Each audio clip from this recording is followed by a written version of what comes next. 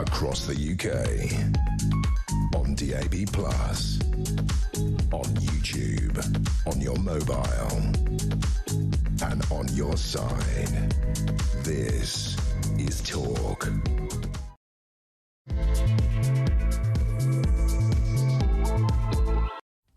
Okay, this is The Late Show with Andre Walker. Asher Gould is away, and I just want to get straight into this show because I was shocked today to see the sentencing at Leicester Crown Court of John Reuben, 76 years old. There was that weird case, wasn't there, of 8 kids and an adult who were poisoned when they went on holiday to a sort of action-adventure weekend.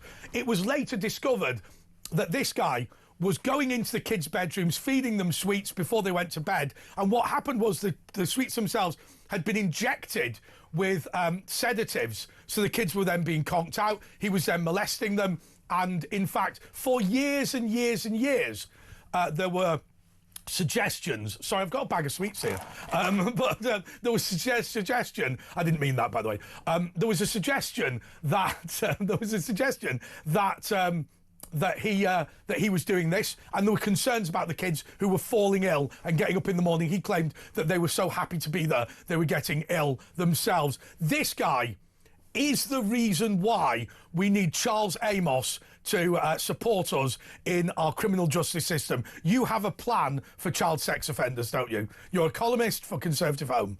Well, I'm a writer for Conservative Home, yes. Well, just say columnist. Just better. Well, I would back the Home Secretary's suggestion that paedophiles should undergo castration. Okay. If you look at the recidivisation rates that they have once they've been castrated, it's 4% as opposed to 50%. So it clearly works, castration, in reducing the number of child sex offenders. I think it's worth remembering. Term. This is something that the Home Secretary is running as a voluntary scheme. Charles, you're talking about the same drugs that are used for trans children.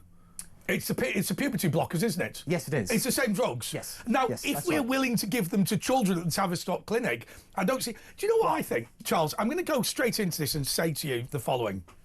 Look, I think you're doing these people a favour, right? And I'll explain why. Because at the end of the day, if you have some sort of a mental illness that makes you a child abuser, then actually you're going to have a very unhappy life. What they do in the United States of America, or certainly in California, is they keep them in effectively a mental institution after they finish their sentence. So they basically get sectioned under the Mental Health Act. If you were able to help these people with chemical castration, I don't see why they'd be so against it.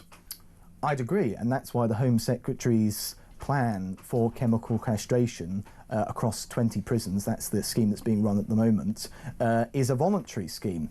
These criminals don't have to actually undergo it, they're not forced to, it's voluntary, and the reason why a number of these paedophiles will choose it is because they don't want to be attracted to children, because they know it's wrong. I think also the number of paedophiles who would be willing to come into the media to say they've benefited from this is going to be zero, isn't it? Because the sort of people who've got the sense to do this in that position are going to know that it would be a bad idea to appear on talkTV and defend it. Absolutely. So if we were able to book a child sex offender, I don't think we ever would, to be honest, but if we were able, we would only ever get an unapologetic one anyway, and therefore there'd be no point in interviewing them. But I can imagine that this would be something that people would be quite pleased with. And the other thing is, of course, because it's voluntary, when you continue the treatment out of jail, you probably don't have to round these people up. They probably voluntarily are quite keen to go down to the hospital or to the clinic to get it. And I also think,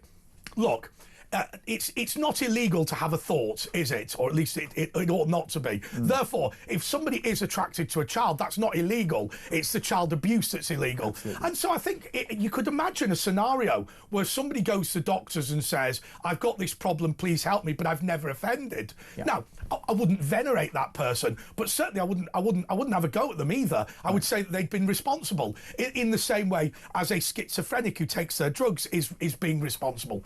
Absolutely.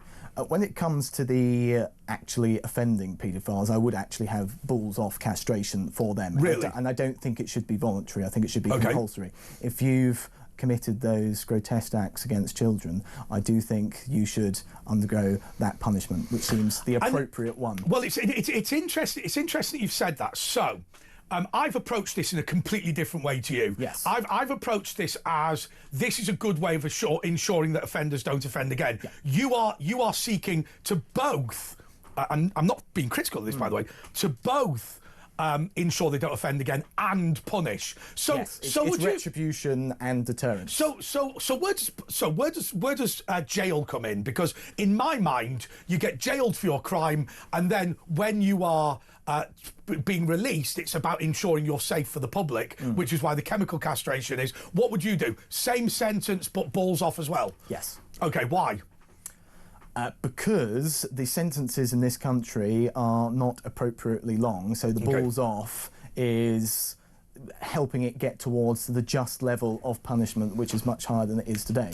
I suppose the problem with this, and look, there's no point in telling you that the viewers and listeners are disagreeing with you, right? What they're all saying is... I don't know about that. I reckon most people would agree with balls off castration. No, I can't tell you they're disagreeing with you, because they won't be. They'll all be going, bloody hell, Mildred, this bloke's actually said this. So they'll be impressed that you're saying it. But what worries me then, or the next question, it's not necessarily a worry, is about more physical punishments. So would you, as an example, follow the Islamic example of taking the hand off a shoplifter? No. Why not? I would not go that far, because I'd say that's disproportionate. If you were to ask somebody how much they'd pay to not have their hand chopped off, it would be in the realm of many hundreds, if not millions of pounds. Yes. And given shoplifting is only inflicting a minor cost upon the property owner, I think it would be disproportionate to inflict £1 million cost but of course, on the criminal. But of course, the problem then you've got is this. These low-level crimes, because they're so ubiquitous, they become serious, even though individually they're not serious. So what happens then? What happens then if I was able to prove, as an example, that we are just near Tooley Street here? Tooley Street has a major problem with bag theft. Yes. A real problem. You have to be incredibly careful. So, okay, so say that I'm making this up, 5,000 bags thefts a year in this area of South London. What if you discovered that it was the same 50 people who did all of them? And so you're not talking about taking someone's hand off for a bag. You're taking it off for 100 designer bags, 200, 300, 1,000 bags. Do you see what I mean? Punishment consists of two elements. That's restitution, that is making the person whole again, and then retribution, that is punishing them to the extent that they inflicted damage upon the victim. So if they've stolen all of these designer bags that total millions and millions of pounds in value, then I would put them in jail for life, or force them to labour to make restitution to the victims. Cutting off their hand is not going to help in that restitution. Okay. Unless, of course, you could cut off the hand and sell it, and then give that money to the... Oh, you old softy. You old softy. I don't think I'd go that far, but I don't have all the answers in this area. But okay, I'll tell you what you're driving at here, for me. Yeah. What you're driving at is... we now live in an increasingly lawless society. I think there are multiple reasons for that. I think one of them is breakdown in the family. I think another is uncontrolled immigration. I think another is a criminal justice system much more interested in singing Kumbaya than punishing people. But what I like about you is the fact that you're saying, well, hang on a second, let's think about how we could prevent crime. What could we do to punish people in a way that makes them less likely to offend again? Look, the castration one is obvious, less obvious for burglary, but nonetheless, I like your approach in that respect. Yes, one of my ideas is if a burglar commits his crime, say he's going to go to prison for 2 years, he should be offered the choice of you go to prison for 2 years, or you can be castrated, balls off castration, and paid £5,000, and you go free after that. Now, in the short term... Hang on, why have we got balls for shoplifters?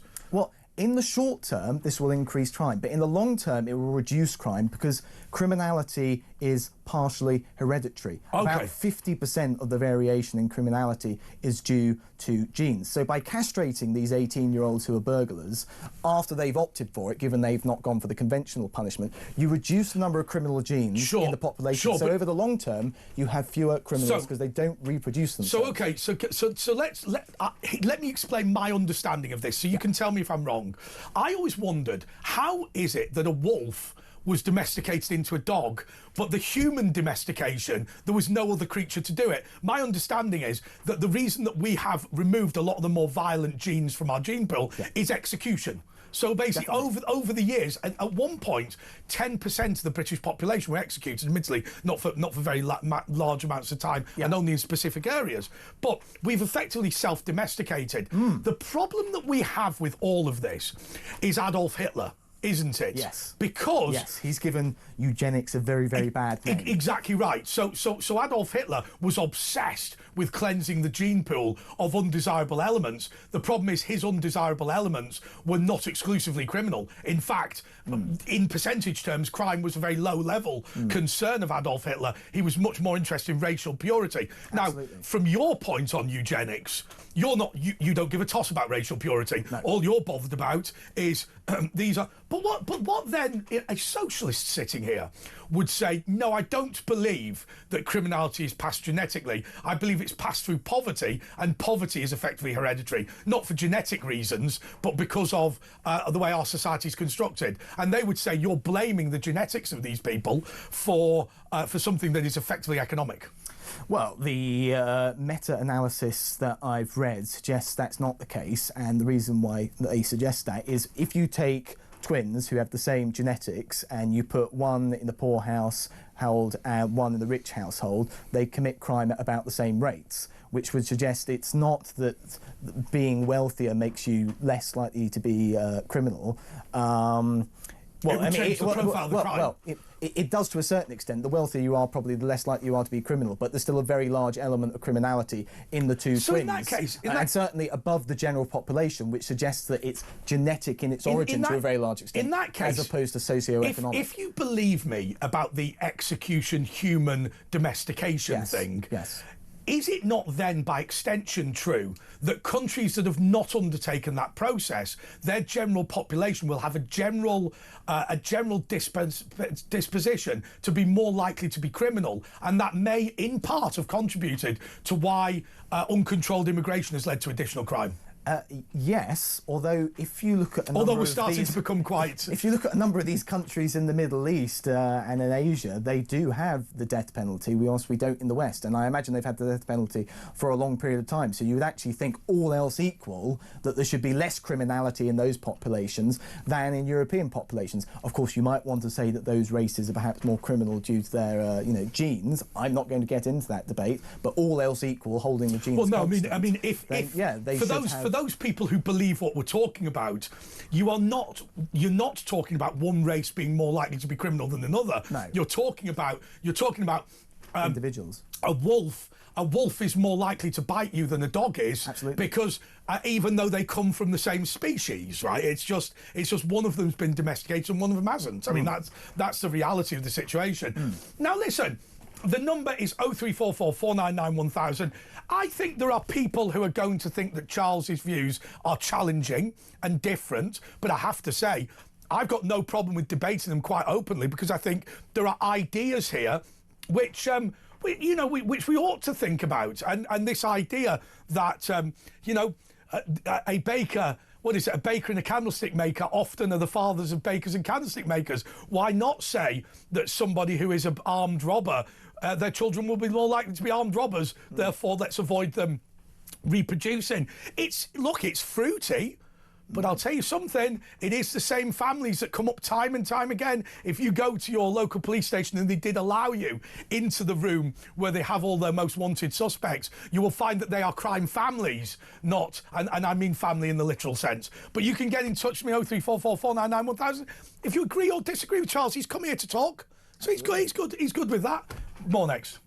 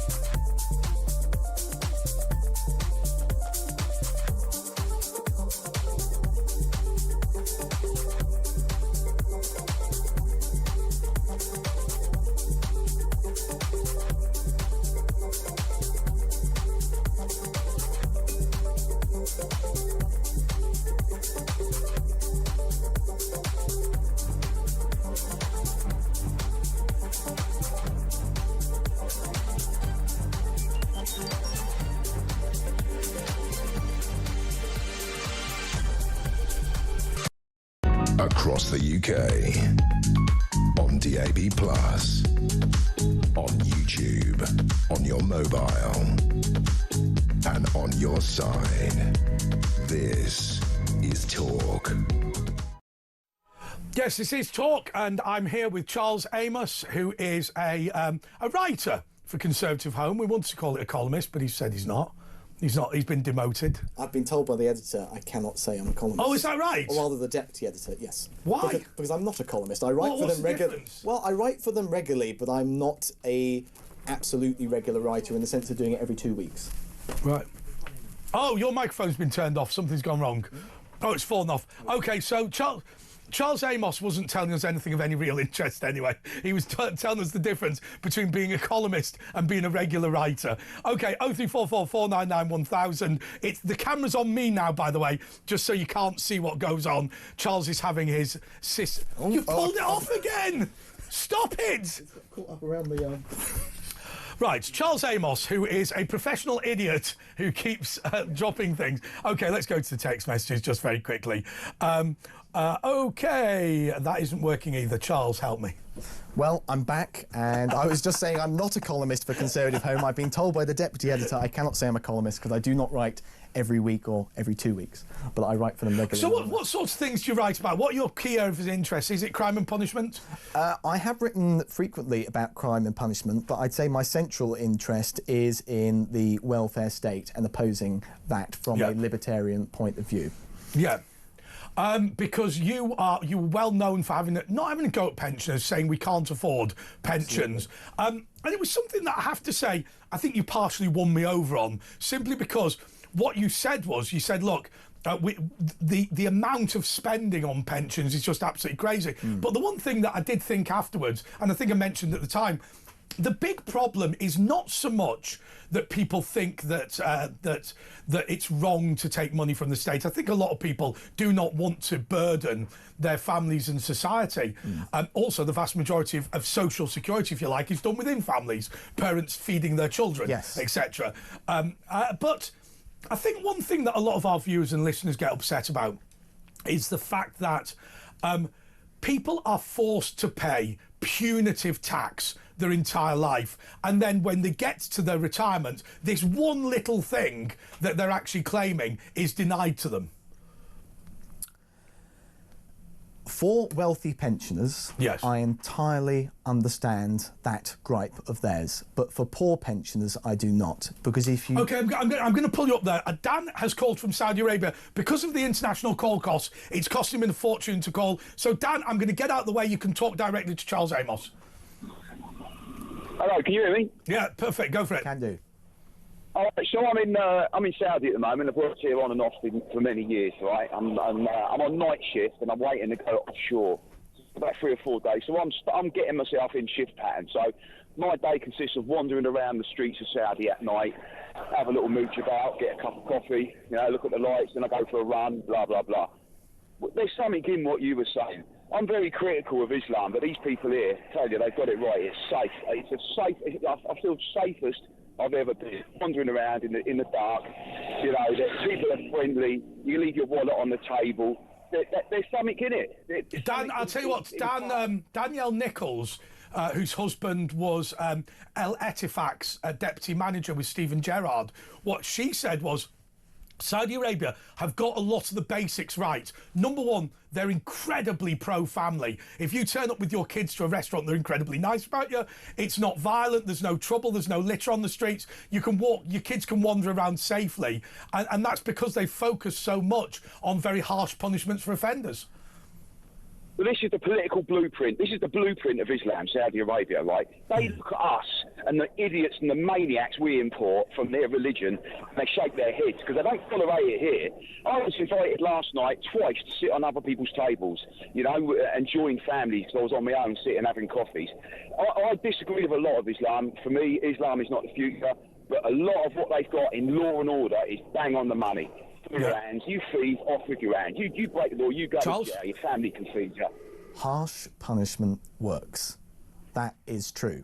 Would I chop off the shoplifter's hands? no, I think that is disproportionate. But if you're talking about, I know you're not into the greatest good for the greatest number of people, but the reality is, if you were to take permanently off the streets a few thousand people in every major town, then the crime rate would drop through the floor, and we would all live much happier. It's a small number. I mean, I was watching a documentary on John Palmer, Goldfinger. You know, the guy who got shot in his garden in Essex. The guy was a See You Next Tuesday. The world was clearly a better place when he died. He ripped off, in terms of timeshare alone, 16,500 people and snorted the money, right? You know, he's a bad person. The fact is, him being off the streets would have been a benefit to the world. If you steal hundreds and hundreds of pounds worth of goods, I think you should be in jail for years and years and years and years, being committed to forced labour so you can pay back your victims. If you're just a shoplifter that's done it once or twice, I don't think you should have your hand Dan, I'm going to let you go because I know you've got an expensive phone line, but look, there's lots of people listening here who have a go at Islam and whatever, but the reality is the Quran is the constitution of Saudi Arabia legally. It's the basis for their entire legal system. And basically they're saying if we approach life in a Quranic way, then actually we're going to be safer. And a lot of it is saying you toe the line or you will be punished.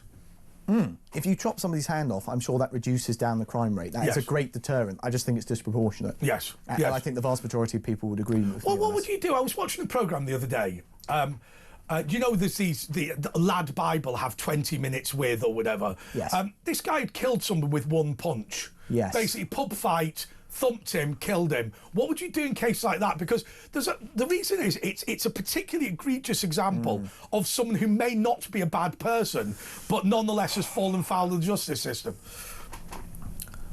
I don't know. I think that's a really tricky case. What about people who break windows at care homes? Well, I think they should be forced to labour to make restitution. They should certainly have to give up their assets to pay back for their broken window. OK, what about... you've got some concerns about benefit claimants as well.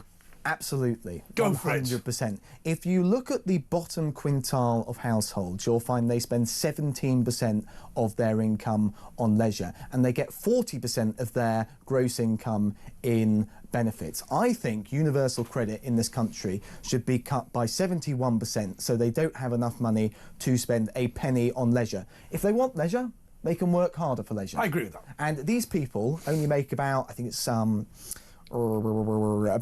£19,000 in free income from the private sector. If they want more goods, they can work harder. The minimum wage is £22,000 or £23,000 today. I will correct myself. It's not £19,000 of income that they make through the private sector. It's £10,000 that they make from work and private sources. So that's half the minimum wage. Only half of their income, their overall gross income, or about that, comes from the private sector. 46% of it comes through benefits, and that's going to finance their leisure. And I don't think the welfare state should be financing their leisure. So here is the thing that I think is the great immorality of the whole thing. So look, if you think about terror in the Soviet Union, they had to make worklessness illegal, because if you give everyone the same, there's no motivation to do anything. So socialism has to have a terror element. It's not possible to do it without that, and that's the bit that people forget. Those who do not work shall not eat, said Lenin. Yeah, exactly. So you've got that element to it, and I get that, and I think that is a major problem in Britain. The fact that people are work shy, because bluntly they might as well be. Yeah. I think there is another very, very sad thing. I remember sitting in an expanded 1922 committee meeting when I worked at the House of Commons, where members of staff were allowed to go, which was a pretty rare thing. And when they were putting the benefit cap on at 23,000, some mathematics had been done to say that in order to earn 23,000 after tax, you'd probably have to earn about £36,000, whatever the mathematics was. But what they were saying was the cap at the moment, which means there are people earning more than that at the moment, but that cap makes you richer than an average person on an average wage in this country. And so what you are seeing is an example that I saw, Charles, once. When they redid Lee, my hometown. They did all of the terrace houses. They sandblasted them, put new doors and windows on. They looked amazing, very good houses, and they've been done up. Every street had one or two that still looked shabby, not cleaned, not sandblasted, no new windows, no new doors. And I met somebody in the barber shop, and I said to him, "Oh, you live on that street? God, who's that idiot who's got the awful door?" And he said, "That's me." I said, "What?" He said, "Well, because I earn X amount, I don't get it free from the council. So every single person on that street received their doors and windows and sandblasting for free. They wanted £4,000 from me, which I couldn't afford." And he said, "Every time I walk down my street now, I am reminded that by having a job, I'm the scrote." Absolutely. If you look at the top 10% of earners in this country, they pay 59% of income tax. The productive class in this country is being ripped off by the benefits class. And I would add, if you look at the bottom 3 deciles of households by income, you'll find they take more in cash benefits, not overall public services, but just cash benefits than they pay in taxes. There's a great big redistribution from the rich to the poor in this country, and it's got to stop. Now, whilst it might be justifiable for the poor to take an apple pie off a rich man's windowsill if they're starving to death, it's not justifiable for them to take £200 out of a rich man's wallet so they can pay for their takeaways and Sky Sports subscriptions. Yeah. That is simply theft. Yeah, so I think that's so. I mean, I think you've got a couple of things there. I think you've got the moral point on theft. I think you've got the discouragement of work. Absolutely. And I think you've also got the way that, and there will be people. I'll tell you, this country is full of people who on Friday night will be listening to this in their van, in the rain, delivering something, or having their lunch break at 10:30 at night because they need to pay for their kids. Now, the people listening to this, and hello to all of you, by the way, have got some dignity, but they are all sat there knowing that the holiday to Benidorm would be easier if they got it off benefits, and their next door neighbour who's on the dole is going to the same resort. That's the immorality.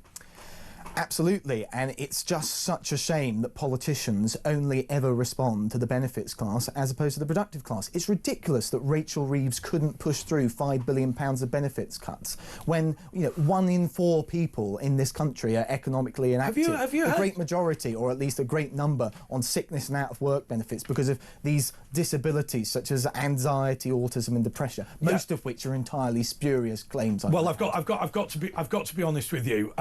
I worry very greatly about anxiety and depression. The reason is because people don't start with those complaints. What happens is they get thrown on the scrap heap 15 years later when they've been drinking special brew and eating pizzas. They've developed a mental health problem. And I'll tell you how I know this. Because I've said this quite openly. During lockdown, when I was placed under house arrest, as you were, and I was forced to live on my own and not go into work, I started climbing the walls. I'm not having a go at somebody. I've always said I was drinking vodka for breakfast after a few, but we are herd creatures. I'm not ashamed of the fact that placing me under house arrest on my own sent me crazy, because it's a natural emotion. But this is what happens with a lot of people. Now listen, there's a lot of people who are getting in touch talking about genuine disability, because we have got people who are older, and I think that the disabled people who've kind of been listening to this now, who'll be very nervous about it, will be your kind of, when they got to 50, they had an industrial accident type people who've worked but then couldn't work anymore. What about those people? And I guess my question, Charles, is what about those people for whom poverty is unjust? But it's simply because they've been injured by something or whatever. Do you see what I mean? I'm very sympathetic to those individuals who have been in industrial accidents and, say, lost a limb. But I'm not really talking about no, you're not. Those individuals. If you look at the great uptick in disability and sickness claims since the pandemic, it's in all of those mental disabilities or physical disabilities, such as fibromyalgia, that are very, very easy to fake. In an ideal society, those individuals would be covered by insurance, and I think that would definitely be the case for industrial action. I'll tell you you join a trade union and they cover you if you lost a leg in a... I'll tell you what amazes me. Somebody's just said to me, my 4 million people in Britain have never had a job. Is that the case? And are on benefits.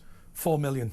Never attempted it. I thought it was formerly in... Well, there's certainly 4 million people on universal credit who have no requirement to go out and seek work. I see. Which is totally ridiculous. Well, and that's gone up by hundreds of thousands since the pandemic. I've got a friend of mine called Philip Ullman, and he's got this idea which comes from the Bible, which I actually quite like, which is almost the way that we used to have under the system of the workhouse, which is each parish will look after its poor. Now, each parish will decide how they look after their poor in their own way. And Philip's idea was this. He's Jewish, and he said, in the Jewish community, if somebody hasn't got a job, the community will help them, but they're going to get off the lazy backside and do something for the money.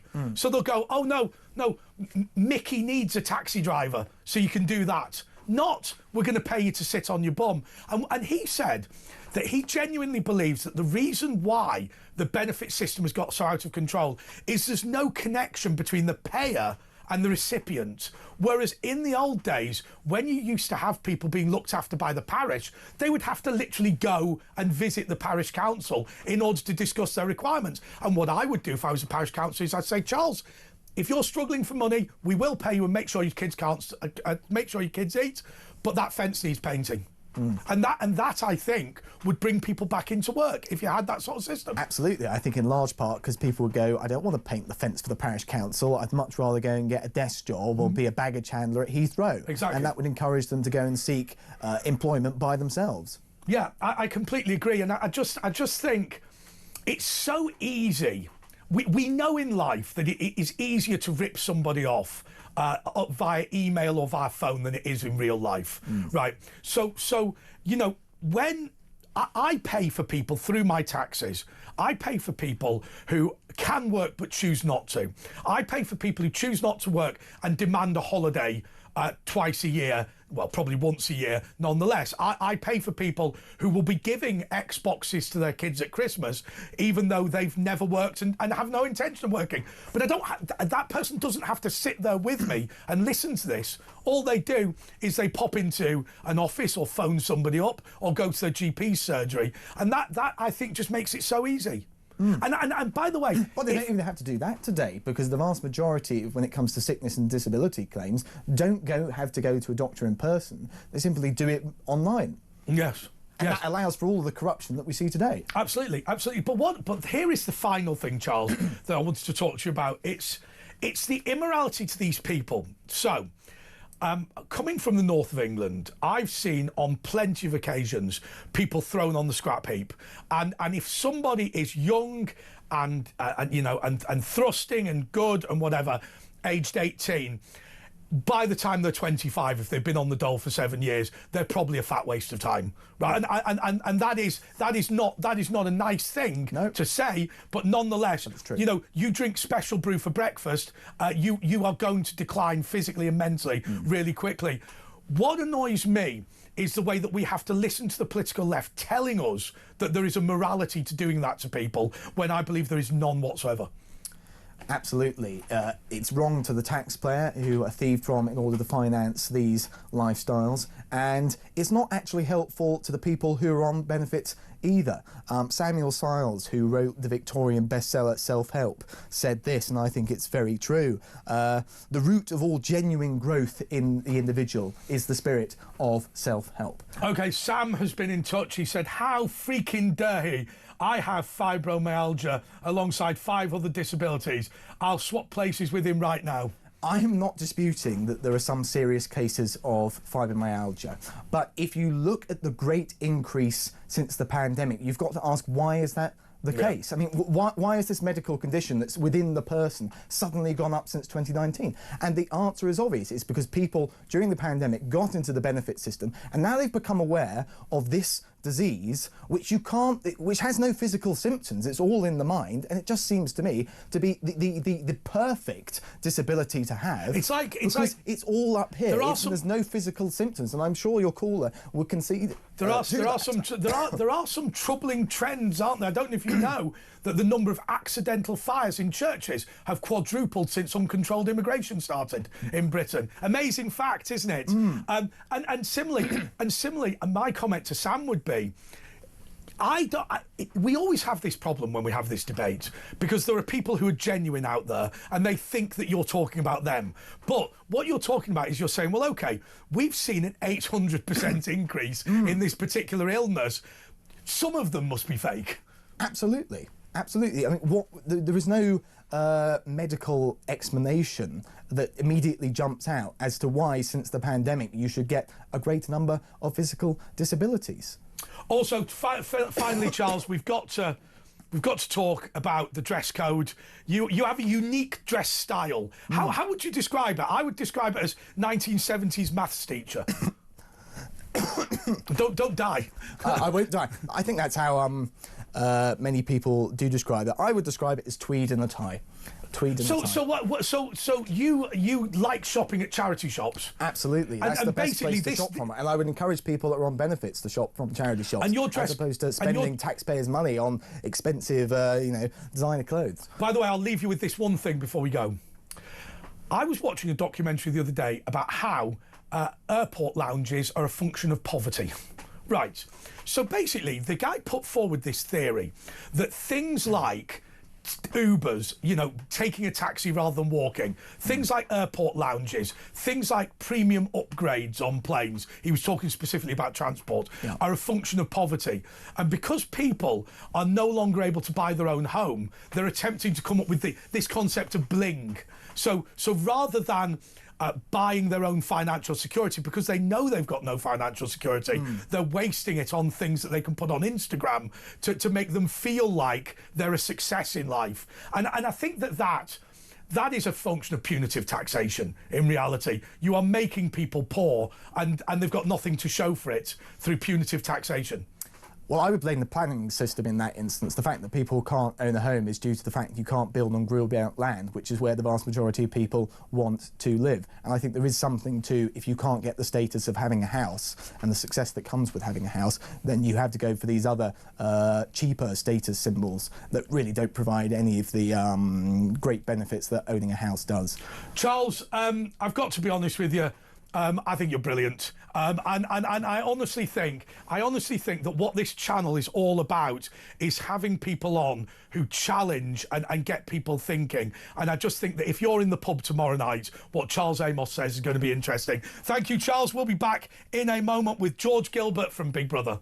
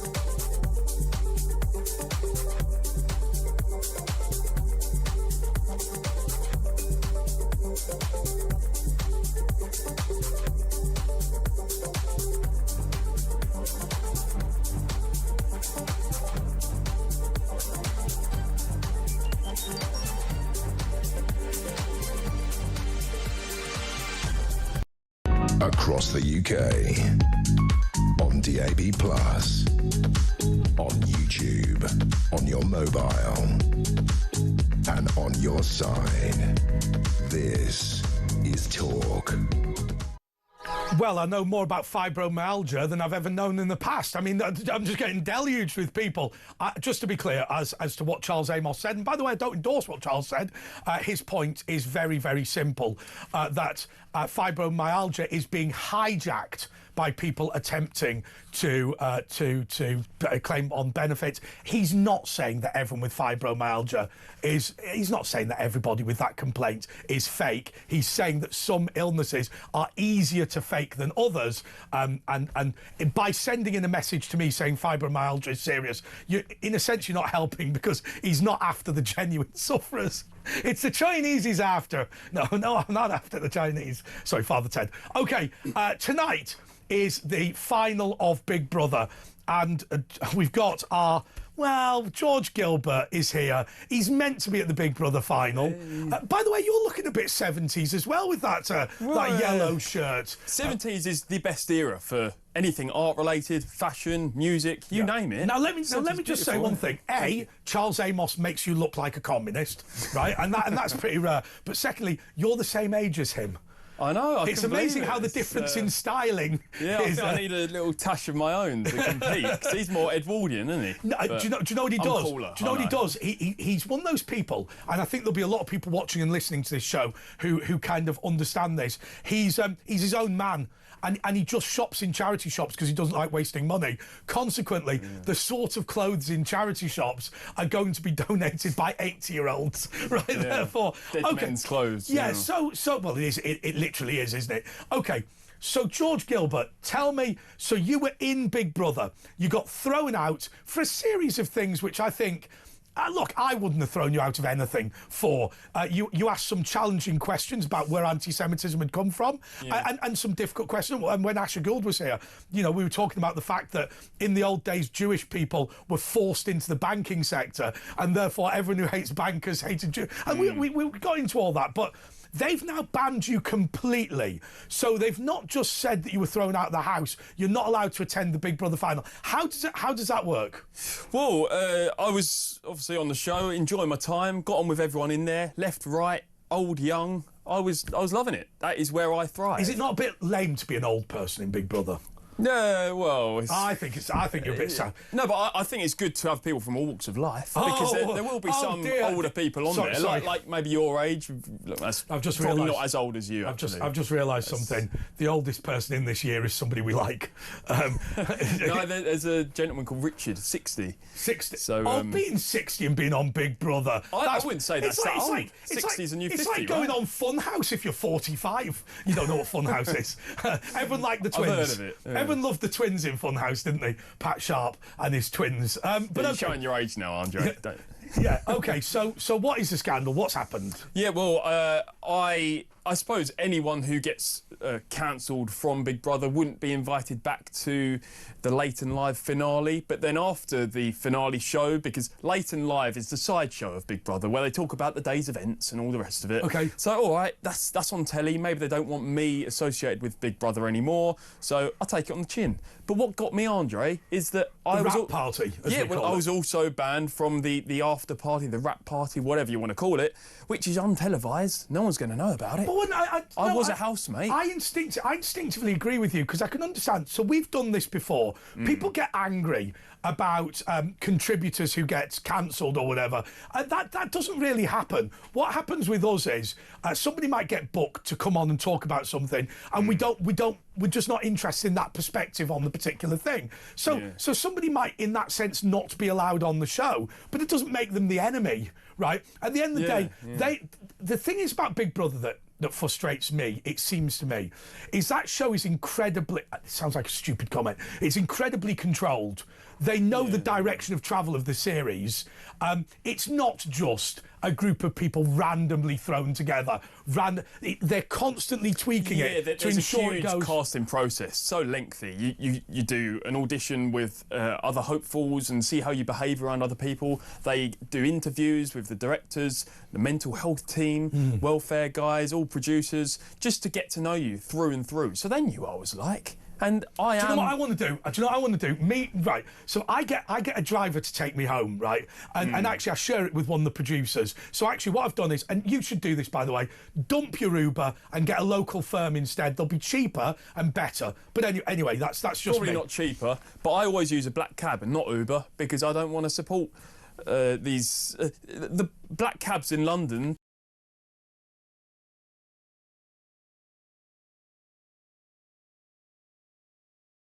I've got we decided. Yeah, we didn't want that bit to go out. And if you heard it, we apologise. I think George was just making a flippant remark. But anyway, what I was going to say was, see, not cancelled. Don't worry. So anyway, nice knowing you. No, but with me, you know, obviously, for the same price in Uber, I can get a really good driver, really good car, really helpful, blah blah blah blah. But anyway, we watched the chase. We watched the chase in the back of the car. Yeah. Right, and here's what me and my mates want to do. We want to go on the chase and win the smallest amount possible, right? Let's see if you can get on the chase and actually pay them, right? So if you think about it, if all four of you take the minus offer, it's like, if you win, you'll have to pay them $6,000, right? Well, you're watching this in the cab. You've lost me. No, so the car that takes us home has got TVs in the back. Yeah. All right. Yeah. The car's not relevant. No, the car wasn't relevant to the story. I haven't seen the chase in years. No, I just wanted to tell you that I've got a BMW 7 Series in the driveway. All right. Yeah, more next. Down. Squeak.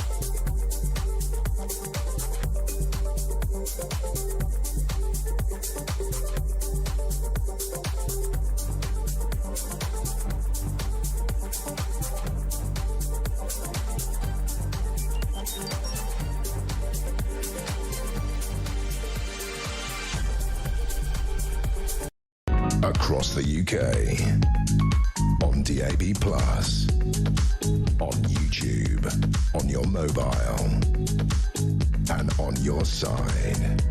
This is Talk.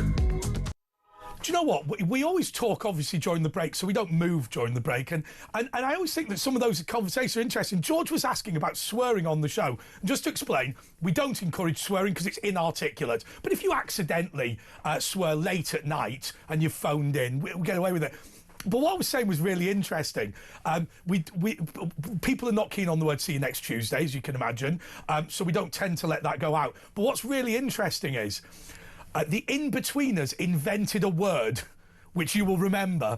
Instead of "see you next Tuesday," they just made it up because they wanted a word that wasn't offensive but sounded offensive. But because it got used so much, it's now been added to the list of offensive words. Well, it's gone soft, hasn't it? I think the thing is with anything like that, what you've got to expect this show to be like is being down the pub. So I think you can legitimately expect to not be just berated with the F-bomb every 2 minutes. But if someone does phone up and accidentally use it, we're not overly worried. But I'll tell you what we are worried about, George.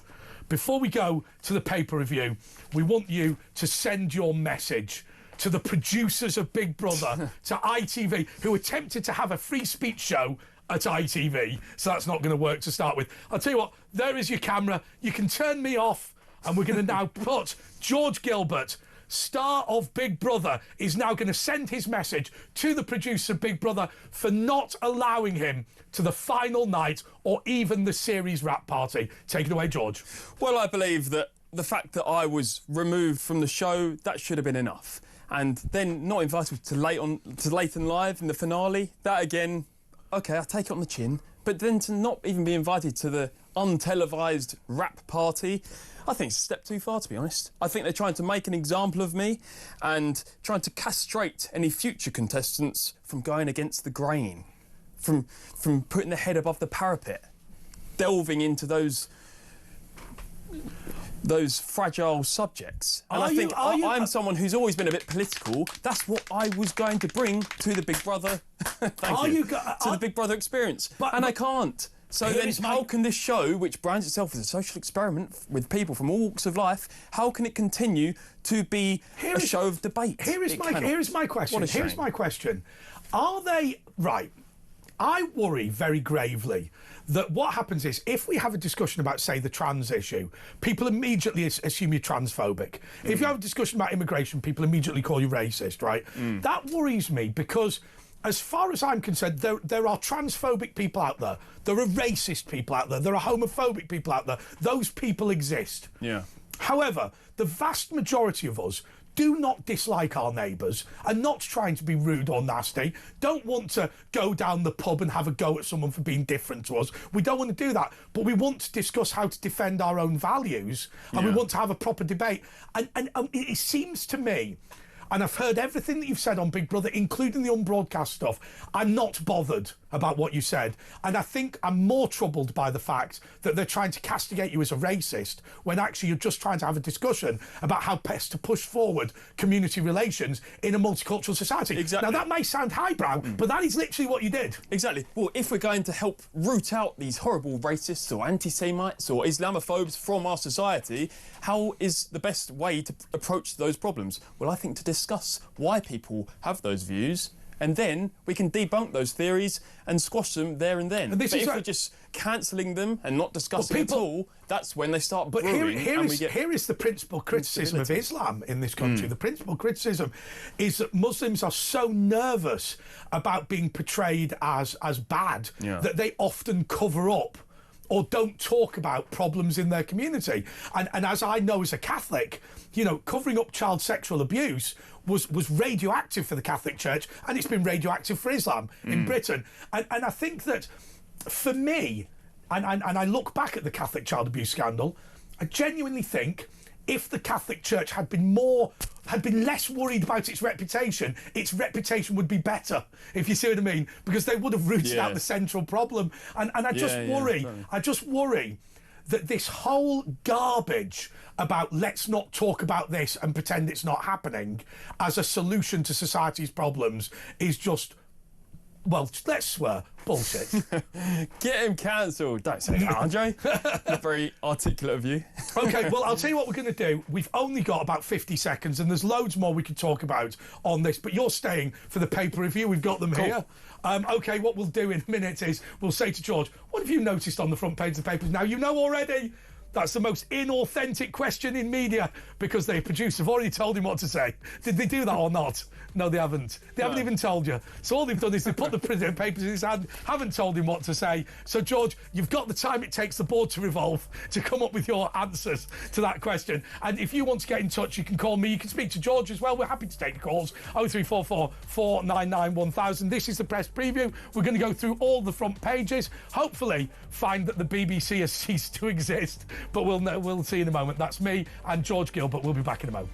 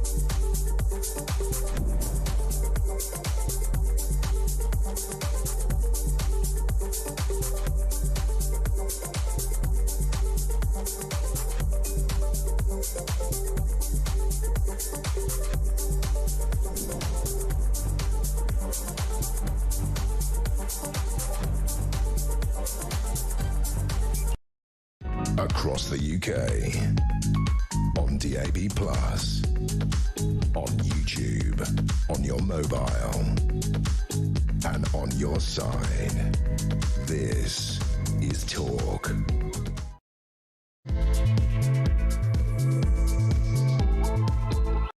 Yes, this is the press preview on Talk with Andre Walker and George Gilbert. OK, well, they've said, George, that the reason that Big Brother had to throw you out is money's too tight to mention. No. Mick Hucknall? No. OK, if you're listening on Before the radio, he looks nothing like Mick Hucknall. He's just got ginger hair, right? As do you. It's a very ginger show tonight. It was like when I mean I've dyed my hair recently back to the original colour, but when I went white rather than grey because obviously you're never going to go. Same for all gingers. Yeah, you can't go grey if you had no black in your hair, right, or dark. Yeah. But so when I had that and I had spiky hair, everyone said I looked like Boris Johnson. I don't look anything like Boris Johnson. There was just a vaguely similar. It's like him. He gets Boris Johnson. Look at him. Look at him there. It looks nothing. So, in fact, come in, Boris Johnson. Come in. Right. Now, if you are watching on the TV, then this is the person that they reckon looks like Boris Johnson in the office, right? Absolutely no similarity. No similarity. What? You don't look anything like him. No. It's his brother. Say blue. Yeah. Blue. Okay. Right. So, front pages of the papers. Oh, I don't care about Rachel Reeves. Do you have any thoughts? Another front blunder, page of the isn't it? Times. No, I understand the Times is the paper of record. They need to talk about the forthcoming budget. But I think Rachel Reeves is just dire. And I just... I hope that she politically dies very soon. Well, because... I think with Rachel Reeves, she is introducing these taxes that are not only going to scare away the wealthy people in our society. The UK's youngest billionaire is the latest victim to leave. But it's actually the young people that are going to build things down the line. People like people in their early 20s, maybe. But if cigarette tax is there to discourage smoking, what do business rates do? I mean, it's pretty obvious, isn't it, right? It's pretty obvious that any tax is a disincentive. I understand that there is a need for... The world is a hyper-competitive place now. You've got Dubai crying out for our wealthy people, Lisbon, Italy, the States, Australia. Why should they stay here? You could live anywhere in the world now because most businesses are being run online. That's how people make their money now. If you look at the top 10 wealthiest companies, they're all social. Almost all of them are not geographically based. Yes. So to keep companies and prosperous individuals in this country is harder than ever before. And with Rachel Reeves in the hot seat, it's just spelling bad news for this country. But what she's not willing to say is... She's not willing to say we're spending too much. Now, look, I mean, Margaret Thatcher, whatever you think of Margaret Thatcher, you think about it and you say to yourself, hang on a second, do you know what? I've just been completely put off this show. We forgot the James Whale Memorial. OK, we haven't forgotten the James Whale Memorial. Thank God for that. Thank God for that. So, somebody messaged me going, why have you not done the James Whale Memorial? It is coming up later. So we normally do it at 11 o'clock, but because Asher's not here, we're doing it a little bit later today. Apologies for that. I just wanted to be really clear. OK, but in the case of Rachel Reeves, she's not willing to say that she's spending too much money. If you look at Margaret Thatcher effectively was just a massive sexist. She was somebody who believed that men were well up for making promises that they could never make good on. She did, even though she wasn't a housewife, she did genuinely believe in that idea that you've got to save up all week to pay for the Sunday roast. And if you don't save up, you won't pay for your Sunday roast and you won't get to buy school shoes at the beginning of term if you don't save up. So all of these spending things need to be controlled. And what Rachel Reeves is failing to do is saying, this is the amount of money we've got, and that is what we can spend. We can't, but it's stupid. Labour believe they can borrow their way out of debt and spend their way out of poverty. It's just madness. Well, I believe in this country, the wealthiest 1% of people contribute 30% of our tax base. So it really won't take a lot to spark some kind of earthquake in our taxes. Yeah, I mean, I think there's one thing that I think David Cameron and Nick Clegg were wrong on. If you remember, David Cameron's policy in 2010 was to take a certain number of people out of tax altogether. I forget what it was. It might have been £15,000 or whatever it was. And Nick Clegg loved the idea, and it was often said that Nick Clegg had said to David Cameron, I wish that had been in the Lib Dem manifesto, it was a good idea. The problem is, when you exempt somebody from tax completely, they just sit there and start voting for people who are putting the tax up on other people. So what happens is a group of people, and this is what's happened in Britain, a group of people are sitting there saying, look, we are the majority and we want to rip off the minority. And we can do that in a democracy. We can just keep putting the tax up. As Charles Amos just said, the top 10% in Britain pay 60% of tax. 60%. So there are a small number of people being nailed to the desk, and a large number of us who just pay an amount. I'm probably in the top 10% of earners, so I don't want to be a knob about that. But there are, most people are just paying an amount just to pay for the HMRC to collect the money. And then there are some people paying colossal sums. Well, this is it. If those top 10%, if a vast majority of them flee to other countries, then our tax base obviously receives less money. Now, that money would usually be put towards social services that benefit the working class. George, it's in the interests of the proletariat to keep the bourgeoisie. George, can I tell you? And these guys in the gallery will have more examples than I can give. There are a percentage of contributors like you. So, contributors who do your job on this channel fall into multiple categories. You're not unusual as somebody who's young and opinionated, who's got your own portfolio of media stuff outside, and that is one category of people. Another category might be members of parliament or, reform people or whatever. But there is a third category, who are people who effectively are working class guys who've built successful businesses and are now retired. People like Alfie Best, the gypsy billionaire, and Charlie Mullins. Those people have all left. Now, OK, to be a contributor on Talk, you're probably going to be right-wing, right? So I get that. But you remember something. Oh, not everyone's right-wing, of course, but you're probably going to be drawn towards this. Centre-right at best. But those gazillionaires who we used to get on the shows are gone.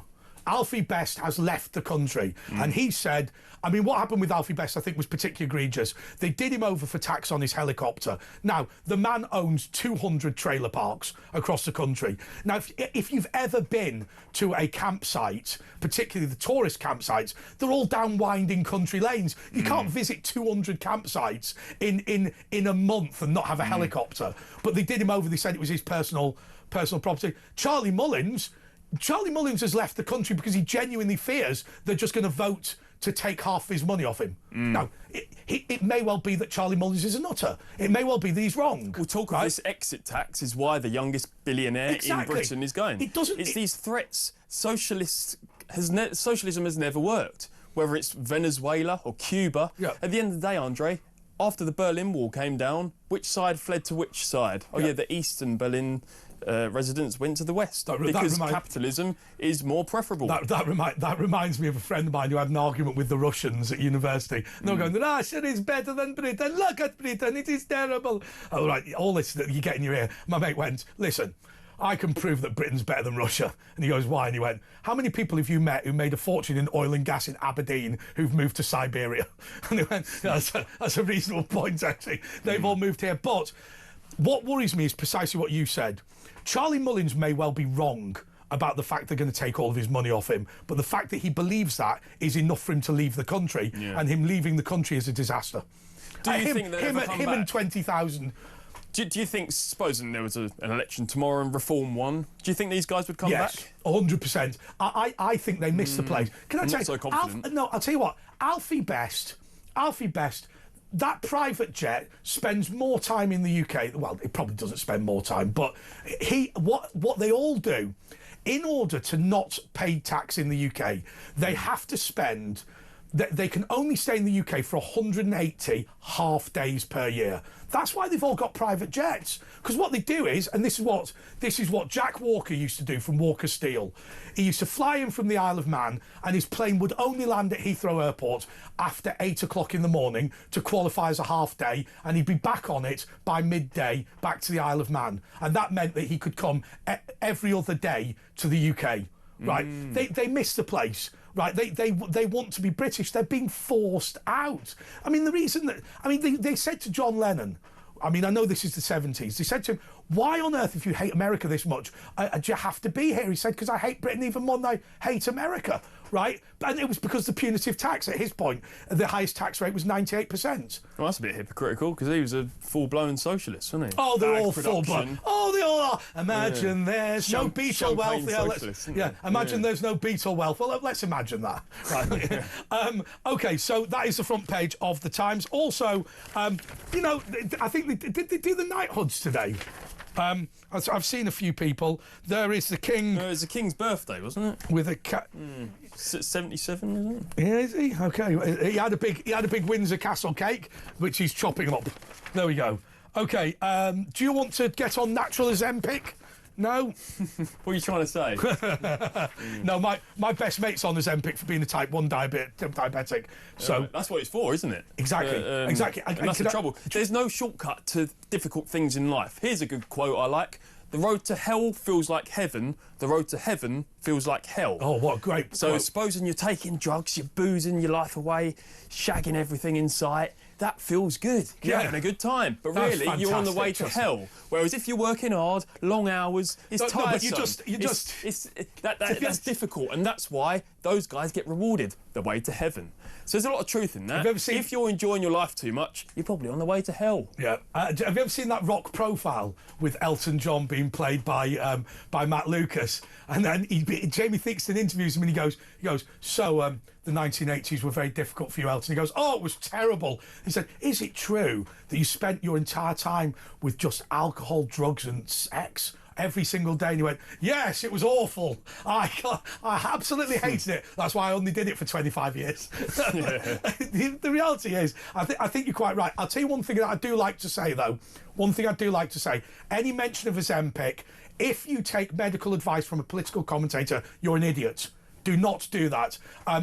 Although my medical advice is don't take Ozempic. And my reason for taking my reason for saying that is that my mate who takes it for being a diabetic thinks the stuff is horrible and would never take it voluntarily. But anyway, front page of The Guardian. And once again, it's about Rachel Reeves, but this take is 7.5 billion rise in tax despite Reeves' U-turn. So basically, there's going to be a huge increase in tax. One of the things that Jacob Rees-Mogg was saying on his YouTube channel today, George, is that oppositions often get accused of talking down the economy. And actually, it doesn't matter because they're just commenting. Rachel Reeves has talked down the economy and the bond market hates her. In fact, the bond market, which was the reason they threw Liz Truss out of office, is now performing worse for the UK under Rachel Reeves. Well, I think the more the state gets involved in spending our money, the worse life tends to be. Because supposing I spend £5 on a Christmas present for everybody in this building, but I can only buy one thing that everyone's got to receive. It's very difficult to find the right thing. Yes. Nobody's going to be... you'll never find the one thing that will make everybody happy. Or in other words, if we're all paying our taxes and the government gives us things in return, they will never be able to find the right thing that ticks the box for everyone. Let people spend their tax money on their own needs, because only I know best what I need to live a better life. Did your dad or mum ever use the phrase easy come, easy go in reference to wasting money as a child? Because I think one of the big problems that you often have is the reason your dad walks around the house, turn the lights off, is because he sees the electricity bill. The reason you don't do it as a 10-year-old is because you don't see the electricity bill. I just wonder whether what's happened with our benefit system is people do not perceive the cost of all this stuff that they're claiming, right? They don't understand how ruinous it is for people. I mean, the number of people that have been in touch with us about VAT on private schools, you've got to remember, the number of people who go to Harrow and Eton is tiny. The vast majority of people who go to private schools are, ordinary middle-class families for whom, and people are going to go crazy about this, if you live in somewhere like Windsor, you earn 80 grand a year, you're going to struggle as a family. Now, people are going to go, 80 grand a year? That's like a lottery win. It is a lottery win in Ballymena. Yeah. But in Windsor, where the average house is £600,000, I mean, Essex is the same. It depends what part of Essex you're talking about. But the problem is that people do not understand. There are people earning 50, 60, 70, 80,000 a year who are poor in this country. Not as a result of high house prices, as a result of, what is it? A Reading travel card on South West trains costs £3,000 a year. And they don't even turn up on time. Yeah, absolutely. That's a joke of it. Absolutely. I mean, whatever train you get from Essex, I mean, that would be the same sort of money. It'd be in the thousands it's to mental. travel. Yeah. Well, this is just basic public service. Do you think it's a good idea to nationalise trains? Trains were never privatised. If I'm being totally honest with you, no, they were. They weren't. I'll explain why. I'll explain why for those train buffs out there. So basically, the operation of the trains, i.e., what the train looked like, the colour it was painted, the guy who sells you the ticket, and the guy who patrols the trains, that was privatised. The railway lines and the stations were privatised for about 5 minutes and then nationalised. How much subsidy they're paid was always decided by the government. Timetable decided by the government. Infrastructure spending decided by the government. Franchising decided by the government. Ownership of the property, the government. Yeah, basically, all that happened was the government mitigated its failure to make the trains run on time by painting them a different colour. I'll tell you where John Major was an idiot on rail, and God bless the European Union, they're doing it. If you're interested in rail, which I appreciate nobody is, this is really important. From probably about 3 months' time, the Channel Tunnel will become open access rail. That is to say, it will have competing train operators operating on the same line. And so what they think is going to happen is you're going to have the Eurostar from St Pancras, and from Ashford International, you'll probably get Deutsche Bahn or SNCF. And so there will be, and that will be the first two companies to compete against each other. What should happen on the railways is you should have different services operating the same lines. That's what drives up quality and drives down cost. Yeah, anyway, I suppose so. This was meant to be the paper review, and it will be. It will be. When we come back, we will go through we're going to go through the papers. We still will. We've still got the FT, we've still got the Telegraph, and we've still got the Daily Star. We'll be back in a moment.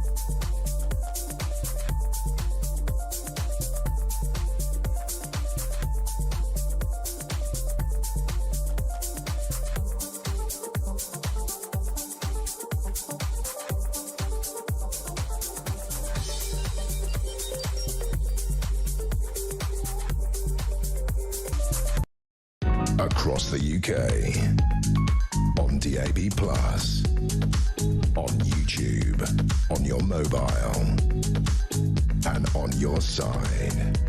This is Talk. Okay, this is the Late Show. This is the press preview with Andre Walker and George Gilbert. Do you know what? I've been criticised in the gallery. I say that sometimes I digress from the subject, but I've never completely forgotten what I was going to say, apart from just then when somebody messaged in saying, where is the James Whale segment? Now, you've got to remember, I don't wish to be disrespectful to James Whale, who, remember, not only was a broadcasting legend, but also picked me as his successor, right? I mean, how amazing is that? You know, one of the most famous and successful broadcasts of all time wanted me in there. So when I realised it was after 11 o'clock and we hadn't done the segment, I did slightly panic. It's on at midnight, and I'll explain why. The reason is because Asher Gould is not here, so instead we filled the studio with guests for the first couple of hours, and it just didn't make any sense to break up the guests with the James Whale thing. So it's coming on at midnight. So and relax. But George, this is the press preview just about. But we're talking about during the break. We're talking about the fact that you are. I'm just going to say you're not a shagger. You're not interested in one-night stands. No. You're not. You don't drink. Never done drugs. You don't do drugs. No smoking. You don't smoke. I tell a lie. I've smoked before. Smoke crack. No, I'm joking. Oh, here we go. Herbal cigarettes. See, I used to work as an extra. I was on the acting hamster wheel. I tried to become an actor. Did some commercials, did some cool little things in my time, but in between acting jobs, I did extras work. Good fun. You meet all sorts of different people, go all around the country. No, you don't. No, if you're an extra, you don't. Because, right, the film that I'm in, film that I'm in, right, I went into the extra room and they all just sit on their own, and then there's a room for the actors. Yeah. That's Oh, it's crap. quite a miserable life because you are bottom of the pecking order on the set. But I worked on Killing Eve, the BBC drama, very successful. I'll tell you what makes me about extras, right? Go on. They give the food to the crew and the cast, and then they give the leftovers to the extras. That is so bad. That is nowadays there's more workers' rights because of unions and everything. I'm not really a unionist. But, were you in EastEnders? Correct. I did over 200 productions. Think of it, Andre. I know. But yeah, I smoked a herbal cigarette on Killing Eve and on something called Masters of the Air. So look. So I've smoked because I used a piece of street slang to refer to the fact that you're not interested in one night stands. People have kind of grimaced a little bit, but. Why be like that? So, look, you are not a pious person in my view. You're somebody who's going along and living your life in the way that you want to live. What is the thought process? So obviously, you're immune to peer pressure. I mean, it's pretty obvious talking to you that you're immune to peer pressure. Yeah, when did that come about? And when did you ever decide? Well, it wasn't a decision. I just think people who lack purpose distract themselves with pleasure. Yes. I've always thought I've got one shot at this thing they call life. I don't want to mess it up doing trivial things that don't actually make me a better human. Take Sir Isaac Newton. He died a virgin, they reckon. Is that right? Now, do you feel more of a successful human being, or could you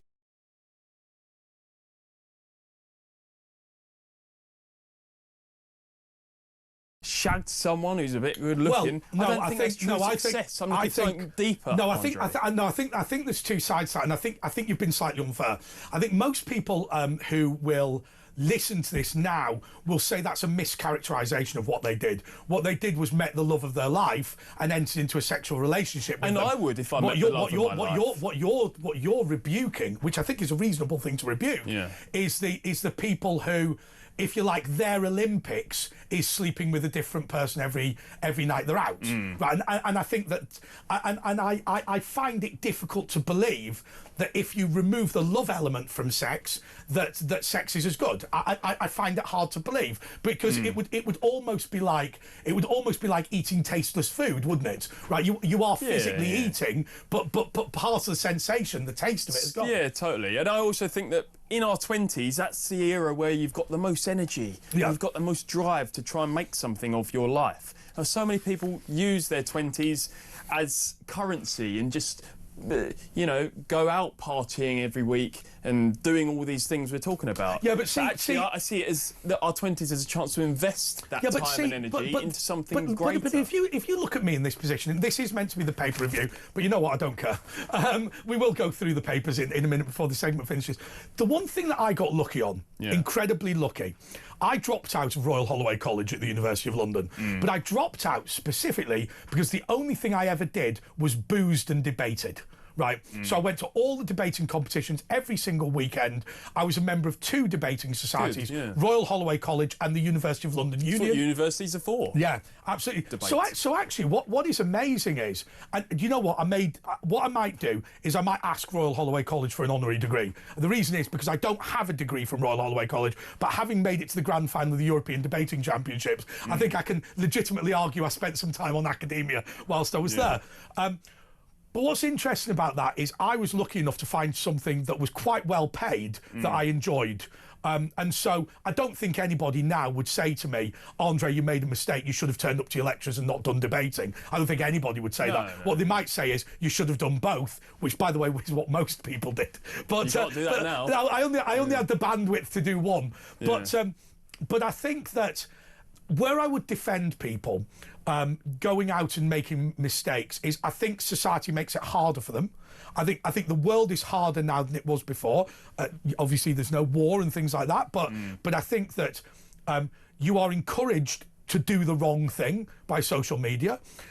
Family, community is not valued. Being responsible is not valued. We live in a society where what you say is more important than what you do, where you can enable Harvey Weinstein and then stand up at the Oscars and blame the viewers for it. Yeah. And I think that the revival of religion amongst my generation, Gen Z people, they say Christianity is on the rise again. I think it is. Why is that? There's numerous reasons why that may be, but at the end of the day, I think it's a good thing. because people say, "Oh, religion's toxic." But always remember something, George. People are watching you and listening to you now and agreeing with you. We know what our audience are like. We speak to them. They send messages. Always remember, you are sitting here now because ITV kicked you out. Let's just be clear, right? So we can sit here. I've been cancelled since. Should I tell you another thing I've been cancelled about? Well, since coming off the show, I thought I've always had that Calvinist work ethic. I want to go out and get to work, start earning more money. Your knowledge on minority religious Christian sects is impressive. Scientology. No, but I thought I need to go and get a job. And it's still very fresh. Maybe I should have waited a bit, but I thought, what jobs can I get? I thought, if I get a customer-facing role, working on Tesco checkouts, for example, I'm going to be noticed every 5 minutes. Yeah. So it's an awkward predicament. I'm almost too big to get Honey G retail had jobs. this problem. Yeah, but I'm too small to necessarily make a living off of what I've been doing recently. That's precisely the Honey G problem. I thought the easiest job to go and get right now, that is entry level, and I keep myself to myself, be a cleaner. You may laugh, Andre, but I was a school cleaner a couple of weeks ago. Really? Yeah, I just thought I'd do it because I can bang out an audio book on shift, keep myself to myself. Do you know what our lads do? Left to my own accord. Do you know what our lads do here? The cleaners here, right? Even the gallery don't know this. They stick their headphones in. They're on WhatsApp group chat. And they connect to the Wi-Fi in the building they work in, and 20 of them who are mates are all having a chat. Really? Across. And wow, leveraging technology, I like it. And actually, you think about it. Imagine what you did was hoovered up for 8 hours a night. But actually, you were on the phone to your mates for the whole time. So the reason they don't talk all the time is they're listening to each other as well. So when one of them's got people aren't around, they're all talking. Well, it's surprising to hear because most people hate the people they work with. Like, for example, I hate you. Yeah, that's right. Well, everyone does. But they're talking to their mates who have similar jobs here, there and everywhere. That's nice, though, because it's quite a lonely job. And because of technology, now it's quite a fun job. But there'd be no reason... There'd be no reason why you couldn't just be talking to somebody about South Africa. Yeah, or in South Africa, for that matter. Absolutely. Sorry, in South Africa, that's what I meant. Yeah. So I had this cleaning job, and it took me just 2 shifts before some teacher, who I don't even know, apparently she recognised me, got in touch with the agency that I was working for and said, "We don't want George back at the school on the premises because of his offensive language used in Big Brother." I got sacked, Andre. Cancelled from the show for some bollocks reason, pardon my French. And now I can't even be a bloody school cleaner. But this is the irresponsibility of these shows. They've castigated you as a racist. I know. And now I'm paying the cost because people read these newspaper headlines. Oh, George Gilbert's anti-Semitic, racist, bigoted, and then they don't investigate. They don't listen to my podcast or whatever. Like I was talking about it on my podcast, George Gilbert's Melting Pot. Go and check it out on YouTube if you haven't. Well, I'll tell you what, I think people should. People look at the headlines and just think I'm something I'm not, all because of ITV or Big Brother. But why don't we ask ourselves about ITV and about abuse of people? Yeah. So I'm not talking about the typical type of abuse, but there are multiple types of abuse. They paid you nothing, virtually nothing, to be on that show. They have castigated you. They've attempted made an example of you, and then what they've done is they've gone, now we wash our hands of it. Now what we say is we say, oh, well, who cares? Because now he's going to get thrown out of his cleaning job. What do I care? I've got my bonus. Exactly. And to be fair, the welfare team of Big Brother have been in touch numerous times since the end of the show. Well, you should have told them. No, but I said, all they keep saying is, oh, it'll blow over, it'll be all right in the end. But actually, it won't. Because that scandal will always be attached to my name now, and there's nothing I can do to erase it, all because of the show. And that's why you see people like Muggy Mike on Love Island or Caroline Flack, reality stars, committing suicide. If there's one person who's the prime candidate to commit suicide now, it's probably me. I agree with that. Because I feel like my life is in tatters. These last few weeks have been horrendous, Andre. But actually, I'll never do that to my friends or family because suicide is a permanent solution to a temporary problem. Never commit suicide. You're stronger than that. Have you been bullied by ITV? Bullied. I don't like to play the victim. I'm very British. Have you been humiliated by ITV? Yeah, I'd say so. Have you been humiliated for money by ITV? Yeah. Fair question. Yeah, I'd say so. What makes you think that? Because I've been made to look like I'm something I'm not, and that has been humiliating. The amount of hate messages on my socials. Someone needs to pull a Charlie Kirk on you. That was one of the comments I got. that isn't nice. And I know, and everyone, ask any of my personal friends, they all say I'm a nice person, I'm opinionated, but just because I'm opinionated, I do listen to counter-arguments and I love to discuss. That's what I love. That's why I like coming on here. So thanks for having me. And so but that's not what I'm like. So because ITV have given a couple of clips of me each night being some really argumentative person, that's what these idiots just to be clear what you did. You did not use the P word, you did not use the N word, you Correct. did not call anybody whatever, I don't know, what is it, a Y word? I asked questions. What you did was you played devil's advocate, so you said things like, I wonder why anti-Semitism has been as prevalent as it is. Correct. Which I think is a reasonable question. Yeah. And it's not a rhetorical question, because that'd be a statement. I was genuinely curious. Yes, okay, of course. That's why I go on the show. And they know that I was like that because of the lengthy audition process I was on. So let me get this right. So I'm going to think about ITV for a second. I don't know people at ITV. I don't know the executives. But here's what it seems to me. When people go on Instagram, I always say that Instagram eats first. You are creating content that other people are selling. Right? Yeah. When you upload a photo to social media, it's not a problem I have because I don't do it. But these people knew what you were going to say. They mischaracterised what you were going to say. They sold advertisements based on what you said.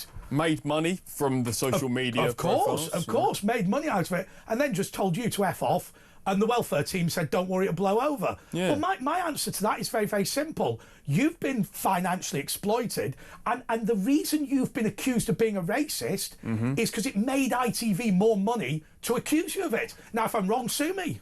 Exactly. I've been sold down the river, I'd say. But It was a financial decision to call you a racist. Yeah, well, any publicity is good publicity. And why should they care what little old me? They can just cancel. Only if you're selling adverts. Yeah, you didn't sell any adverts. You didn't. Well, if you look back on the reels of the TikTok videos, the Instagram reels on the Big Brother page, many of the most viral, I think all of the most viral clips contain me in the thumbnail because they know that what I was talking about is what gets people's attention. They love it. They love hearing about two sides of the story, great arguments and debates that end with people agreeing to disagree. That's how we need to talk. But you can't do that anymore. Not on shows like Big Brother, anyway.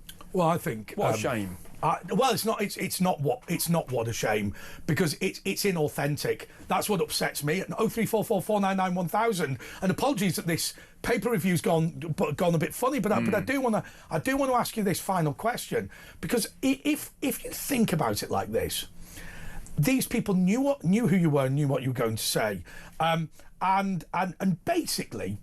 They have. Imagine you were a racist. Imagine you were a bad person. Yeah. They knew that and broadcast it anyway, and then when it went viral, claimed moral indignation only after they'd sold the ad revenue. Fact. Yeah. I mean that is a fact, isn't it? True. Right. I mean, if they hated you, they'd take you off TikTok. Yeah, exactly. What they've done is they've gone. This has gone viral. Well, they wouldn't have had me on there in the first place. Of course. Because, as I say, they knew what side of the political spectrum I sat on, and that I always delve into those deeper questions. So my point being, they've deliberately broadcast it because they know that it'll go viral, and then in order to absolve themselves of the responsibility, they've cancelled you and had a go. But only after they've sold the ad revenue, baby. Only after they've made money off you. Yeah. That is classic exploitation, and shame on ITV. Well, people have said I should seek citizens' advice on this and maybe take it down a litigious route. Don't you worry. Sure. See that old killer in the gallery? He'll clip this lot, right? ITV have got real problems. No, I'm going to be honest with you, George. Look, I didn't know any of this. I'm not massively into these shows. Yeah. And if people think what I've said about ITV tonight is unfair, I'm afraid all I've done is listen to what you've said and I've extrapolated it out. But if you think this person should not be in the media, then you can throw them out of the Big Brother house. Take the videos off TikTok, you hypocrite. Yeah. Oh, no, can't take them off TikTok because there's still ads coming in. Hypocrite. It's true. You've hit the nail on the head. That's perfect, yeah. We like you. I'll tell you what you need to do. We really do. Look, if the guy's been thrown out of a school for being a cleaner, then that is pretty bad. people like you, what I want you to do is get your phone out now. How do they subscribe on YouTube to you? Let's do it right now. We'll all do it together. Oh, well, it's when you get only 4 new subscribers, you're going to criticise me. Well, my name's George Gilbert, and that is the channel name. So thank you very much. But no, I don't like to play the victim and all this nonsense. Well, I think woe is me and all that. That's not what my did style. your family say about all this? Well, they just think it's ridiculous, and like I say, they say that maybe I should look at the school and try and make it more of a story. But again, I don't want to be sitting here going, "Oh, pity me, pity me." That's not my style. It's just a shame. Hang on a second, right? Once again, don't take legal advice from me. You can probably sue the teacher. Well, because can I give you one? Everyone. I don't know what teacher it was. Repeat after me. Torturous interference in a contract. That is to say that if somebody phones your employer to demand you're sacked, having done something that's not illegal, under the tort of interference in the contract, the person who successfully does it has to pay your wages. Well, I am DBS checked as well. Really? So yeah, there you go. why? It's not like I've been arrested for what I said. I'll tell you, it's mental. I'll tell you what. Go to the Citizen Advice Bureau and say you want to use the tort of interference in the contract. You believe that a job you were qualified to do, that you do well, you were sacked from for reasons that were not material to the job. And then you can probably sue the teacher. But if you're on a 0 hours contract, it would be harder. Well, I was still on a probationary period, so they've got more rights to let me go. But it's more the principle. The cleaning job, it's not the end of the world. I won't lose sleep. Remember this. If as an example, News UK sacked me for having size 11 feet, right? Because somebody phoned up and said you can't have people with size 11 feet. Then that would be illegal, wouldn't it? But News UK would have broken the law. But equally, the person who bullied them into sacking me would have broken the law as well. I'll tell you what we're going to do, everyone. Tell you what we're going to do. I'm going to introduce George to my lawyers, and we're going to have a little bit of fun with that school. Anyway, George, let's still do the news, don't we? No, we still need to do your following you on YouTube. How do I do it? Thank you, mate. Yeah. So you put George Gilbert, yeah. George Gilbert. And my podcast is also on Spotify and so all the good and podcasts. What you do is you put notification all on when you get it. Cheers. I'd subscribe back to you. Subscribe to Andre as well. A cracking channel. Don't need them. Massive. Just don't need them. Oh, here we go. Showing his true colours. 150,000 and rising. The fame's gone to his head. Can I tell you something? 12,000 people an hour watch my show on YouTube. Really? And it's not even live. Wow. You're at the top of the game. I'm making a fortune. Just making a fortune. You're my idol. Honestly, you know how you were saying about sex, drugs, and rock and roll? Yeah. I plan to start that next. No, I'm joking. No. Well, don't come out with me. I'm boring. No, quiet night in the library. I'm not going to come out at all. No, I'll tell you what. Not what you told me during the break. On the serious note. I'll tell you why the channel's important, because of the level of bullying that companies, that employers go through. That's the reality. Enough of that. And then they leave it with #BeKind. Hypocrite warning. If you are a knob, put the #BeKind on, because you'll be easily identifiable to other knobs. George Gilbert, thank you so much. We'll be back with Josh Rom just in a couple of moments.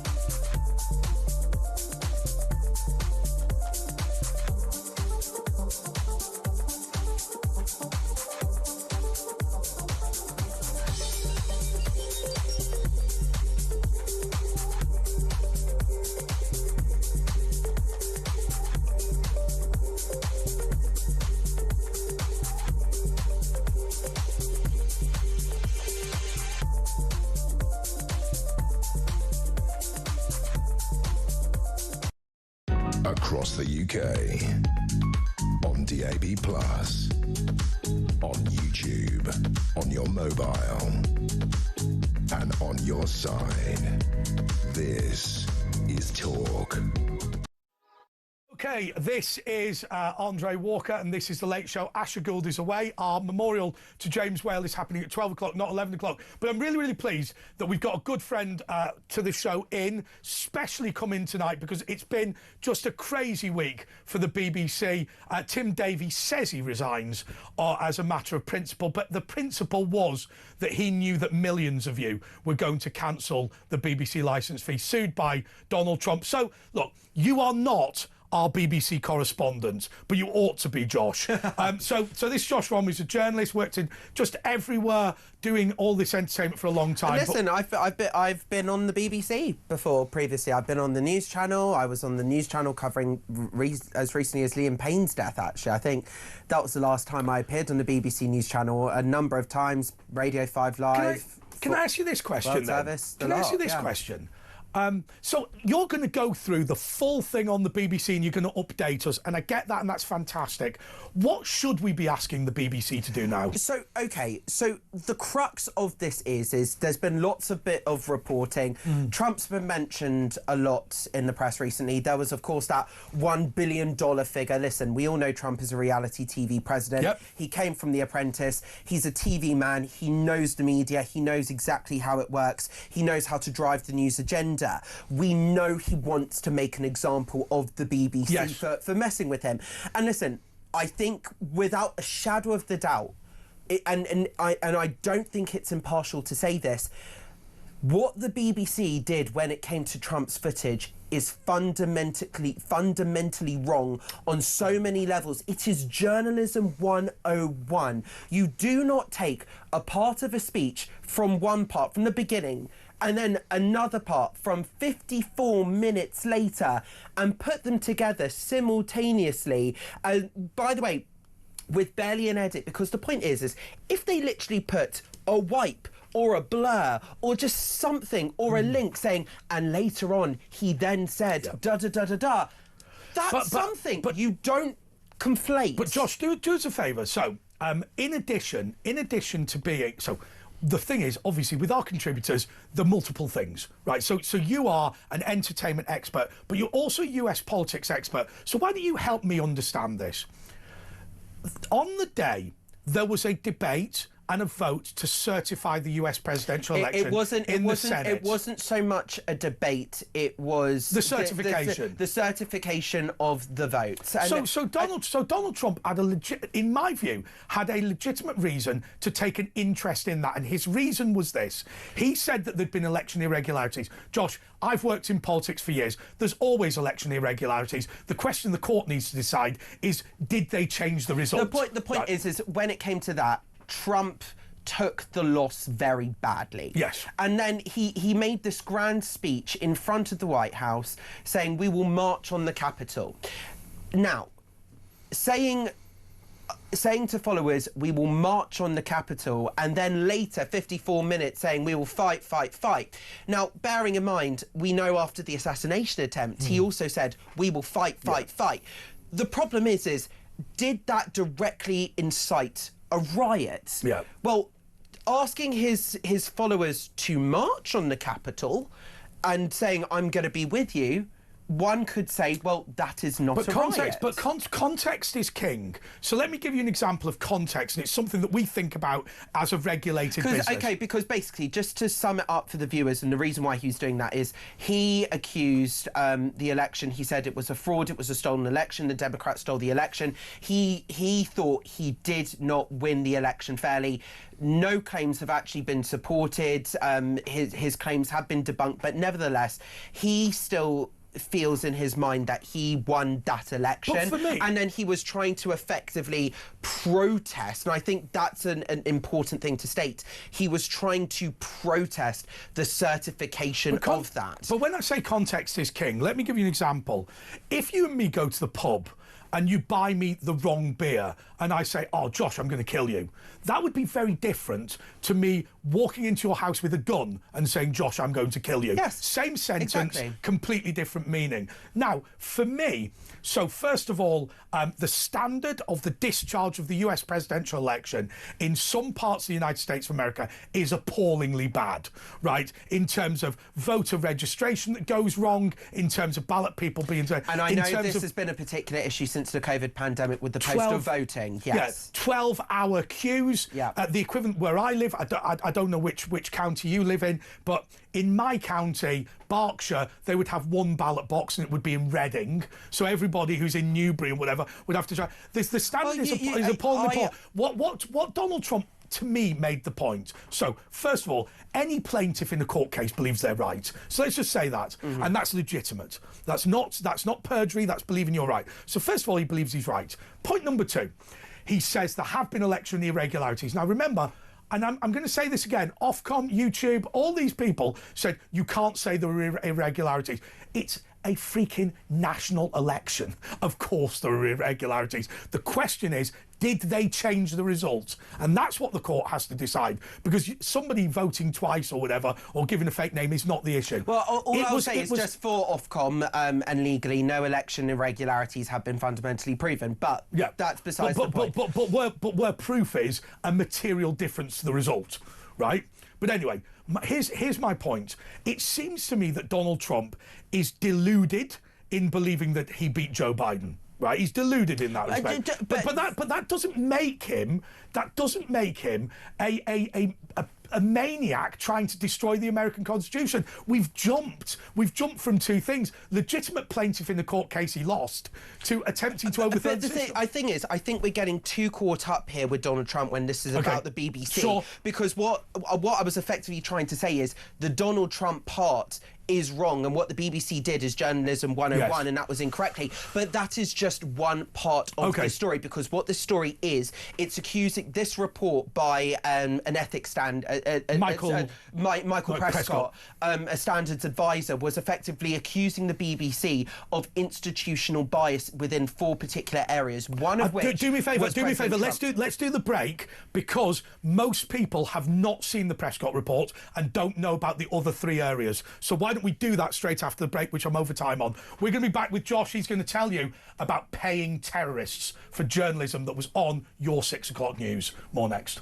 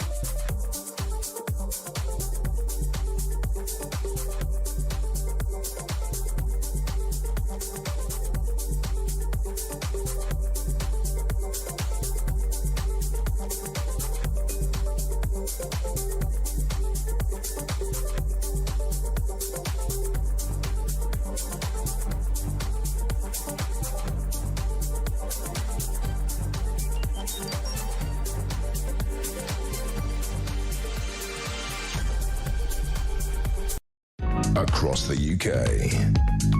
On DAB+. On YouTube. On your mobile. And on your side. This is Talk.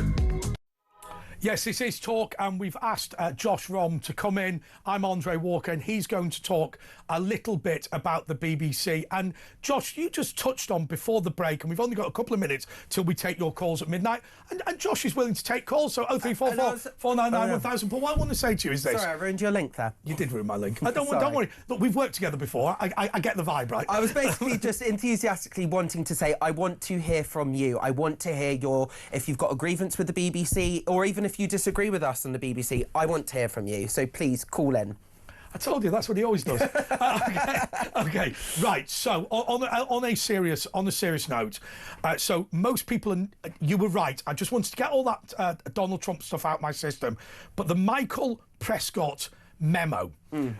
It identifies a number of things. You were going to run through them. I think you just run through them so everybody knows what this internal report commissioned by the BBC said. Yeah, and bearing in mind this was leaked to the Telegraph because it was around allegedly for 5 months and not acted upon. So that's why a BBC whistleblower then leaked it to the Telegraph. I think there's a suspect, isn't there? Regardless of who it is, I'm not going to speculate on who the source is, but the BBC, this report from the Standards Oversight, basically the Standards Advisor, I should say, alleged that there was systematic bias in 4 particular areas, one of which was coverage related to Donald Trump, and they used this Newsnight example in that. Another one is the Israel-Hamas conflict. Another one is climate change, and then the fourth one is on LGBT issues like the trans debate and so tell me. So I'm just going to ask you a specific question. Did Michael Prescott say the BBC were employing Hamas terrorists as journalists? Not quite. Okay. However, what Michael Prescott was saying, there was severe problems with BBC Arabic, the way BBC Arabic were operating, the fact that the BBC on the whole, because BBC Arabic had their sources within Gaza, were then minimising the Israeli casualties, were minimising the October the 7th atrocities, and then there were problems about the way that the war was being covered in Hamas, because of course the BBC is meant to be this impartial, trusted worldwide service, whether you're the World Service, whether you're the BBC Arabic, or whether you are the UK US news channel. However, the point is with BBC Arabic, what was alleged in this report, that they were presenting Hamas effectively, that the BBC was reporting on Hamas propaganda and under the guise of impartiality. So you and I were talking about Israel. Talking about Ukraine the other day. You have some knowledge of Israel. I've got a tiny bit. I've got a lot more knowledge about Ukraine. So my gang, when they film something in Ukraine or puts it out, Sky News will say, this footage came from the Ukrainian Defence Regiment. We have been able, or we've been unable to verify its contents. Right, that is to say, in order to get footage from the front line, we have to accept stuff from the people on the front line. And bearing in mind, it's the exact same with reporters in Russia. They make it clear that their reporting is subject under the Russian government, subject to reporting restrictions. And the next level is exactly that, which is to say, Josh Rom is with the Ukrainian Defence Regiment on the front line. Well, for the record, I've never been, if we're just but we're just making it up. But his report is subject to Ukrainian military censorship. That's what they'll say. Now, you will have to have an argument with the censors, and just to explain what you and I were discussing, what a Ukrainian censor would typically do is say we don't want it to be broadcast what operational equipment we've got and our tactics and things like that, and sometimes the faces of people. To me, Josh, broadcasting stuff from Hamas, who aren't even a military force or a terrorist group, and failing to flag it is as bad as it gets. Well, it is, and that was the problem with this report. This report was alleging just that, effectively. And that is the main scandal of this issue, because what I was trying to say is before the break, Trump's one part of this. Israel-Hamas is just one part of this. Climate change is one part of this. LGBTQ issues are one part of it. What this comes down to is public trust in public service broadcasting. And this is the thing. The BBC is facing the biggest existential crisis since Jimmy Savile. So according to... I've been doing some research. I've been reading What, you mean around since the this. last crisis? Well... I've been doing some research around this. So a YouGov poll, the Trust Tracker from August 2024, suggests that 49% of the public do not trust the BBC, compared to just 46% that do. The other percentage not included in that is the people that answered just no. Now, that was in August 2024. That was over a year ago. So goodness knows what that number would be now. I mean, BBC Verify. A, the woman lied on her CV, apparently. But B, yeah, I mean, what they have done, and I'll tell you something, I'm just going to be very clear on this. Look, if you believe that Hamas is a military force, I'll live with that. If you believe they're terrorists, either way, can we all agree they're the only combatants in any war in this country who were not questioned when they supplied material to the BBC? If it was Zelensky, it would be challenged. If it was Putin, it would be challenged. If it was Trump, it would be challenged. Anyway, we're going to be taking your calls just in a couple of moments, and we've got James Whale coming up. 0344 499 1000. Back in a mo.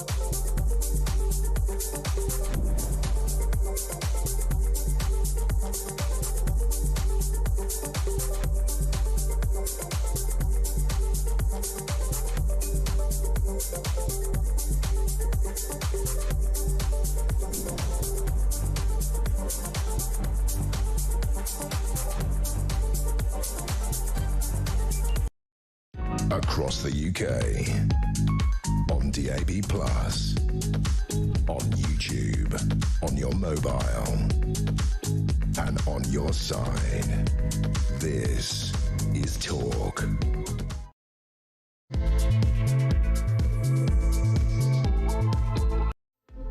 Hello, this is The Late Show with Andre Walker. I'm going to introduce James Whale. Just to remind you, what we normally do on a Friday night is that I say that our great leader has gone to the broadcasting station in the sky. God, who writes this? He's gone, and we miss him very, very greatly. But the best thing about a broadcasting star is their back catalogue that you can look at and watch and enjoy. I know that gives comfort to his family. Normally what I do is hand over to Asher Gould. I can't do that tonight because he's on holiday on his own in Eastbourne in a flat. God knows, the mind boggles. But okay, this is the interview that James did with Graham Buss from Just Stop Oil. I would like to know what you think you will achieve by what you have threatened to do over the summer. Gluing to runaways. You wouldn't glue anything in front of me, I'd have your armour off. Right. that what we are doing is bringing this issue to the face of the public. This is about the government. This is about the government. We all know about it. Yeah, there isn't anybody that doesn't feel angst towards you lot. Hang on, you've just told me you don't think it's true. Well, look, yeah, sitting in a runway isn't going to make us believe I don't believe that the climate isn't changing, and I don't believe that eventually mankind won't probably be able to live on this planet. That happens to everything. That's what happens as everything evolves. So, you know, there may well be some people who get to live in a few hundred years in a different way, might be thousands of years, you never know. But there sure as hell is going to be another ice age. Sure as hell there's going to be more droughts. We're going to have more bits of land coming up through the sea and some of it disappearing. Yeah. You know, that's always don't call me an idiot again, because I'm in a bad mood. I've got a headache. He didn't. He said you were ignorant. He did, didn't he? Yeah. He did. He didn't call you an idiot. The problem is you're in denial. Yeah. Either in denial or you haven't. Why don't you just tell us what you're going to do? I've asked you that. What are you going to do? I mean, obviously you won't tell us when and where, but what are you planning to do? I've told you we're going to disrupt airports. But you won't get in, will you, with security? Well, I'm not. How will you do that? How will you do it? How will you do it? I don't know that. I'm not going to. If I knew, I still wouldn't tell you. Right. Well, you probably won't be able to. What would you like to say to all those families who've been saving up all year because of the pandemic situation and everything else, haven't had a holiday for a number of years now, and they have just saved up, spent the money on a holiday? What would you say to them? I have to say I deeply regret the need to take the actions that we're taking. I think it's if our government was doing what they should do, we wouldn't need to do this. And let's not forget that most people who fly on one holiday a year, they're not really the problem, are they? The problem is those people who fly 3, 4, 5, 6, 7, 10 times a year. They take most of the flights, 75% of the flights. The private jets is who you should be, maybe. No. People who fly on commercial jets, commercial planes. I've also worked on this. Are you going to China to do it, in India? That's a very interesting question. Now, you were talking before about, you were saying, why don't we just give up? Well, everybody has a responsibility to act. That's the issue. So go to China and India and do it. I agree. Let me tell you the numbers. Hang on. No, never mind about the numbers. He's avoiding that question. Go on. 1% of pollution is caused by the United Kingdom. 1%.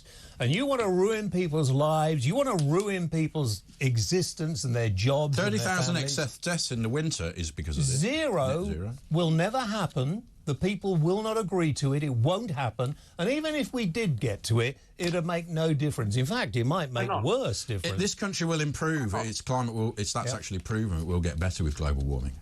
No, it won't. Why do you apparently laugh? This country will. Why do you laugh? It'll get to nice. You are going to try. I tell you what I hope happens. I hope the police come in with the military. Probably, it's not funny. What you are doing is not funny. The people of this country do not agree with you. You could cause a plane accident. You could cause an accident, an aviation accident. You are an ignorant, stupid fool. I tried to have a conversation with you, find out some facts, and you're so up yourself. You think you're more intelligent and better. I'm not your mate. Look, you're grinning. You disgust me. Go away. Yes. Okay. Well, it is what it is. Okay. I just want to say to you, I'm gonna put this to Josh before we go to the calls. My mate Steve often messages in on a Friday night. He reckons the solution to the BBC is stick them back with 2 channels, so they've not literally just don't have the time to cause trouble. Well, that is an issue, and actually, funny enough, that's something that, for example, you listen to what Nigel Farage said on this station. He's actually one of those people, because people have this perception of, oh, Reform wants to fund the BBC. Actually, what was very interesting about Nigel's comments, he's like, do I believe in the BBC as a national institution? You bet whatever I do. However, he thinks that the BBC should just go back to news and current affairs. It should get rid of the entertainment. And actually, there is, of course, some critics would argue that there is a case that actually BBC Studios is effectively a commercial production company, and therefore should not receive any licence fee should not receive any license fee, money, and should operate and be allowed to actually compete on a commercial level in that regards, and actually sell their productions abroad, and I think, I guess there is a way, Josh, because when you think of the likes of Strictly, they obviously produce Strictly, and then the BBC would have to pay BBC Studios to then produce Strictly. So again, it's going round. Josh, I'm when I say this might sound like I'm taking the mick or being facetious, but I'm not. I'm being deadly serious. Imagine facetious. You and I have worked together for a while. Imagine I said to you, "Hey, Josh, I know some terrorists in the Middle East who are willing to sell us fake footage that we can broadcast around the world and sell. Let's sell that on our channel. Let's make a load of money off it. And I've invited a couple of 13-year-old girls round to my dressing room for a couple of drinks after the show." What would you say to me? What goes on at the BBC? I'm going to be honest, I wouldn't speak to you again. But let's pay a terrorist and use the money to bribe some children to sleep with. I mean, it's just, I don't know how. I mean, I've said this, and once again, people might find this comical, but Jimmy Savile was deemed unacceptable in hotels because of his behaviour, so he bought a caravan and parked it in Television Centre's car park with a sign saying, "If this is rocking, don't come knocking." It's a place of work. Josh, hey, I'll tell you what, some of those kids from Top of the Pops fancy coming to my dressing room. I've got a bottle of vodka and some Johnnies. I mean, it's just moral bankruptcy. It's completely, it's not you wouldn't talk to me. Should you drag me out? I would call the police. Yeah, if you were talking to terrorists and communicating with terrorists, who thinks this is acceptable? Well, this is the thing. This is the crisis that the BBC are currently facing now, because that's the whole point. This is not deemed acceptable under any sort of circumstances. And now you have the BBC doing, the BBC machine is malfunctioning again, when, for example, they've got BBC, they say, well, this is who so-and-so from BBC News. We've contacted BBC News for a spokesperson, and then BBC News, and nobody available from BBC News is available to come on BBC News to talk about the failures of the BBC. And you've got this whole thing. So, for example, when Deborah Turness, she was being doorstepped by a BBC journalist saying and avoiding questions from a BBC journalist as she walks into BBC Broadcasting House going, "I need to go and see BBC Teams." So you've got this kind of laughable situation, and this is the thing. What makes me laugh, sorry Josh, what I thought you were going to say was they don't follow her into the building even though they've got a pass. Do you know what I mean? They go, "Well, we had to wait at the door." Well, just follow her into the bloody lift. But on a serious note, I've always said I'm incredibly proud to work for this company. When I did journalism, I said that I wanted to work at News UK. In my interview, and they said to me, everyone else says they want to work at The Guardian. And I said, I think if you want to call it the Murdoch Empire, I think it's brilliant. I think it's been a force for good. I'm not saying that because they're paying me to say it. They don't care. They're not watching. But I think it's been a force for good.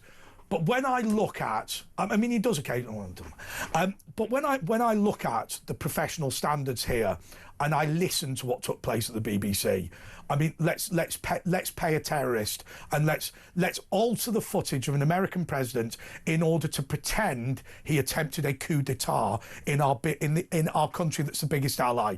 Yes, whatever you say, because that's I think the point to make, because that's the accusations here, that they deliberately altered the footage to make Donald Trump look a certain way due to the fact that bias existed. I watched. But also, I think you bring up a very valid point, because you were talking about where you wanted to work in the Murdoch Empire and and you used The Guardian as an example. When you pick up The Guardian, at least you know what you're going to get. Yeah, I agree when you with pick that. up The Sun, you know what you're going to get. When you pick up the Daily Mail, you know what you're going to get. When you pick up the Daily Mirror, you know what you're going to get. When you pick up the Independent, you know what you're going to get. When we do these newspaper reviews, when broadcasters go through the front pages, what we do as broadcasters, we go through these front pages and we highlight the differences in coverages, in stories. The whole point we didn't do that today, but we did normally. The whole point is the BBC is presenting news that is potentially what critics would say is potentially distorted, but presenting it under the guise of complete impartiality. And that is the problem. And the question that is facing them is, do the public, and this is why there have been these resignations, because effectively public service broadcasting as a whole entire profession, as a service, has been brought by this scandal into disrepute. Okay. So that is the problem here, and that is the existential crisis. So here is is the BBC serving the audience? That is what the critics are asking. Here's my final question to you. I watched a BBC broadcast from Gaza. Now, forgive me if my memory is hazy about the behaviour of the IDF, about the behaviour of Benjamin Netanyahu on the day I'm talking about. They said, this is Ahmed, his son Mohammed was killed on the 7th of October. And they were showing his picture, and Mohammed was talking about how terrible it was that his son had died, and how he felt a great sense of a great sense of pride, even though he was obviously bereaved for the death of his son. Remind me, Josh, did the Israeli Defence Force take any proactive action on the 7th of October, or were they literally broadcasting a man who'd invaded Israel and machine-gunned the kibbutz? I don't remember that exact incident. Well, let me assure you that's what happened. So they turned around, they were literally broadcasting, and they just mentioned he died on the 7th of October. I don't know what the bloke did, but I can assure you, on the 7th of October, the Israeli Defence Force were not in bloody Gaza.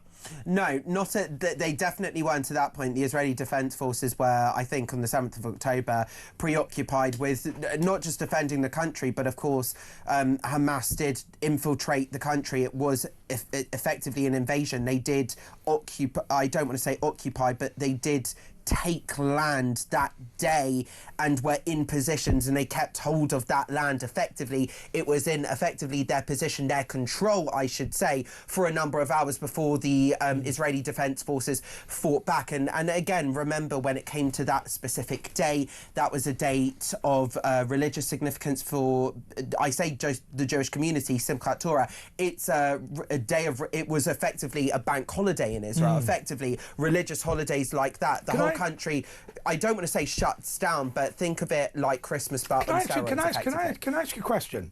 I want to compare two Middle Eastern countries, effectively Middle Eastern countries. If you're talking about Dubai and Israel, I love them both. Although I get that. No, I want to compare two. So, 1967, Israel gets attacked. It takes the West Bank and Gaza. Okay, now you can accept whether they should have done that or not. And there's a controversy in the West Bank with Jewish people building, or rather Israelis building homes. Let's just do a quick distinction, very quick distinction. They took the West Bank from Jordan and they took the Gaza Strip from Egypt. Correct. Okay. Distinctions. Okay. So that's 1967, and we are still arguing about it now. And Israelis who build houses in land they've bought in the occupied territory of the West Bank are controversial. And I'll buy that.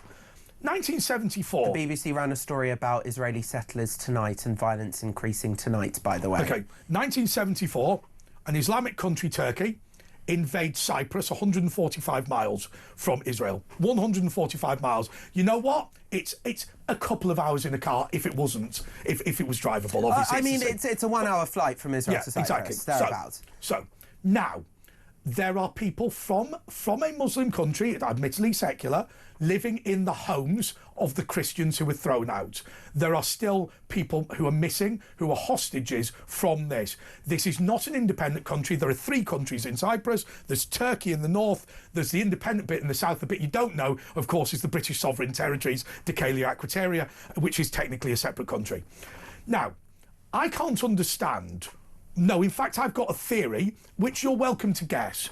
Why is it that the occupation of Cyprus by Muslim Turkey and the occupation of the West Bank by Jewish Israel, only 145 miles apart?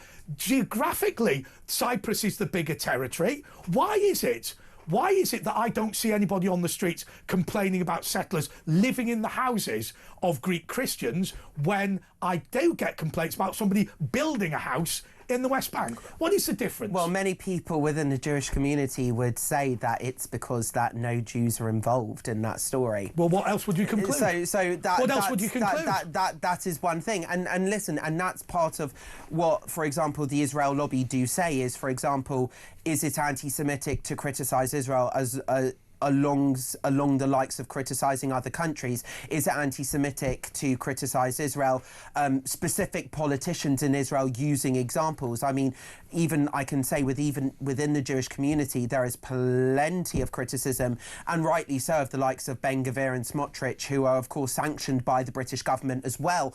And that's the thing, I think. But I can't fly. So if they're moaning because we're going to have to go to a break. But we want to hear your calls, by the way. Do call him. If I attempt to spend time in northern Cyprus, they will not fly me from Larnaca Airport. I have to get a military flight from Kyrenia to Istanbul and then out. Okay? So is that a blockade? I genuinely. The thing is, as well. And again, blockades and all of that sort of language is different because, of course, the blockade on Gaza was, I believe it was it ratified by the UN? But I know the blockade on Gaza, the naval blockade on Gaza. I'll do some extra research when we end the break. No, I know it's legal. No, I'll tell you what we're gonna have to. I'll tell you what we're gonna have to do, because you've been on for half an hour. We're gonna have to get to the calls. There's thousands of us. I'm gonna say goodbye to you, Josh. I want to take calls with you. No, you're not taking calls with me. love you, man, but we're gonna have to get on with this. Right. Thank you so much for coming, and thank you for that update. We'll be back in just a minute.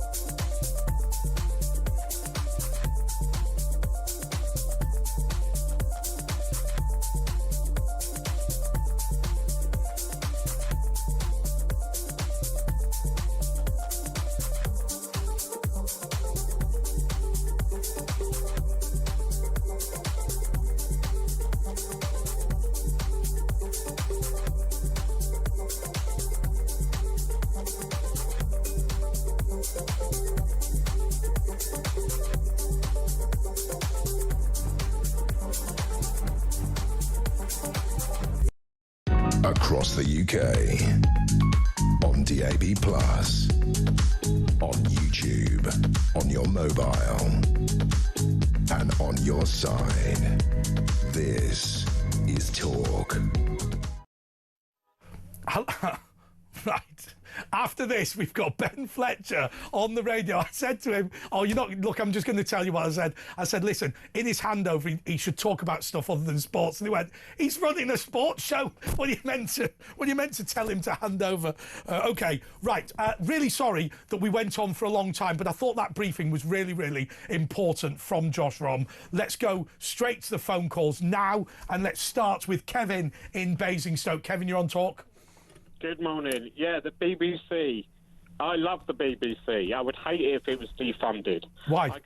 I can't stand commercials, so I never watch ITV. You've got a lot of channels. You've got, they do the Olympics and. Although, to be fair, we'll say one thing. Dramas. Hang on one thing. You can talk about public sector broadcasting, public service broadcasting, but remember, Channel 4 is also owned by the public, and it has adverts, and it broadcasts the Paralympics. And remember, the Paralympics do not have the ratings of the Olympics, and so that is a more impressive feat. I don't know if you know, but there's only one country in the world that broadcasts the Paralympics in full. That is Britain, and because of Channel 4, not the BBC. Yeah, but the Channel 4's only got one station, and they do have adverts. I can't stand adverts. No, I understand that. The point I'm making is, remember that advert a while ago when the BBC said, we can only do what we do because the unique way we're funded? Well, actually, Nickelodeon does children's TV. Drama, Downton Abbey was on ITV. The In-Betweeners was on Channel 4, which is groundbreaking. Comedy. Equally, when you're saying, wow, the BBC broadcasts the Olympics, yeah, but the harder thing to do commercially would be to broadcast the Paralympics, and yet Channel 4 managed to successfully do it. Well, yeah. I mean, the thing is, BBC, it's really good value for money. I mean, and it's British programs. Yeah. I mean, I've got Netflix, but I don't want to watch just American programs. No. I like English programs. You can relate to them more. Well, I've got to be honest with you. I'll tell you what I'm not going to do. I'm not going to get into my views on this company, but I will say I think that the government were wrong to deny the merger between News UK and Sky. The reason is because that would have kept those studios under British ownership, and just because they hated this company, they denied it. And of course, now not only is Sky American owned, but it's now about to buy ITV studios as well. But for me, I want to ask you this question, Kevin, because there are loads of people in your position, loads and loads and loads, and don't delude yourself into believing there aren't. Loads of people who say, look, we've always fundamentally liked the BBC. We're up for the licence fee because, you know what? £174.50 a year is not an enormous amount of money for most people. And actually, we don't like the adverts, but also we feel a sense of pride of having a great national broadcaster. Now, Kevin, I'll go even further than that.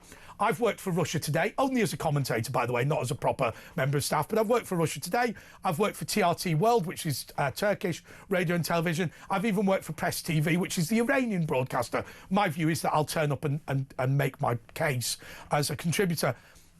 Most countries in the world now want to have a national broadcaster as a projection of power. We do have the best one, and therefore a lot of people want it reformed rather than killed. Is that a fair thing to say? Well, I mean, reform it in what way? I mean, what's wrong with the way it is now? I mean, you say the BBC anywhere around the world, and everybody knows the BBC, don't they? Yeah, but always remember something. BBC World is used to be a propaganda arm of the UK security services and the Foreign Office. That's not a conspiracy theory. The BBC that you're talking about, BBC World, not BBC Worldwide, but the BBC that gets broadcast in foreign countries was always traditionally funded by the Foreign Office and was a semi-detached part. So the bit you're talking about is the propaganda arm of the British government, not the BBC that we're talking about. I know they've got the same brand and they're in the same building, but they are fundamentally different. It's like BBC Monitoring was a division of MI6 because it translates foreign media broadcasts into English. Do you see what I mean?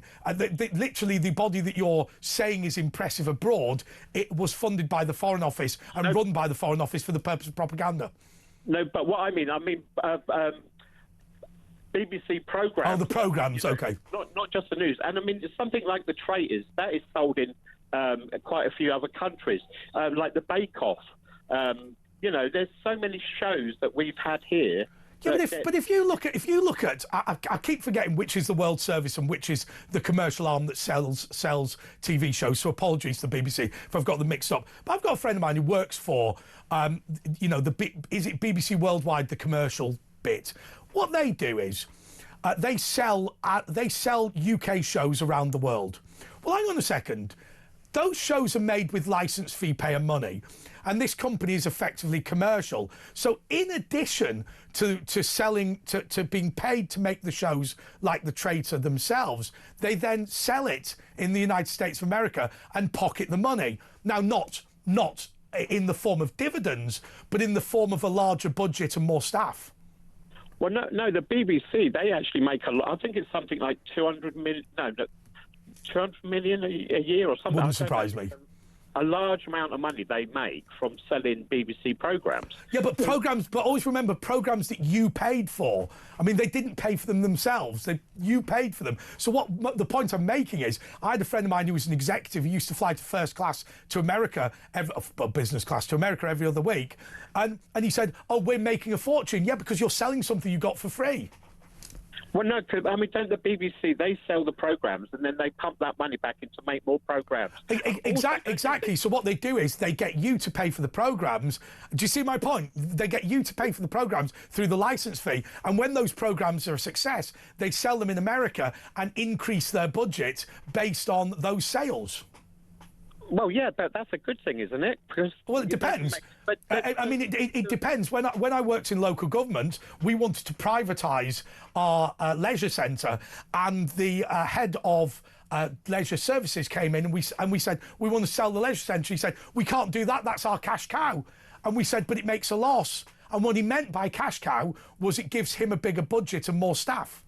There's no benefit to the public. Anyway, Kevin, thank you so much. By the way, I do want to say to you, if you think you're in a minority, or you think Kevin's in a minority, you are wrong. There are a large number of people here who remember the BBC when it was brilliant and want those days to come back. It is not true, I don't think, to say that anti-BBC people want it abolished.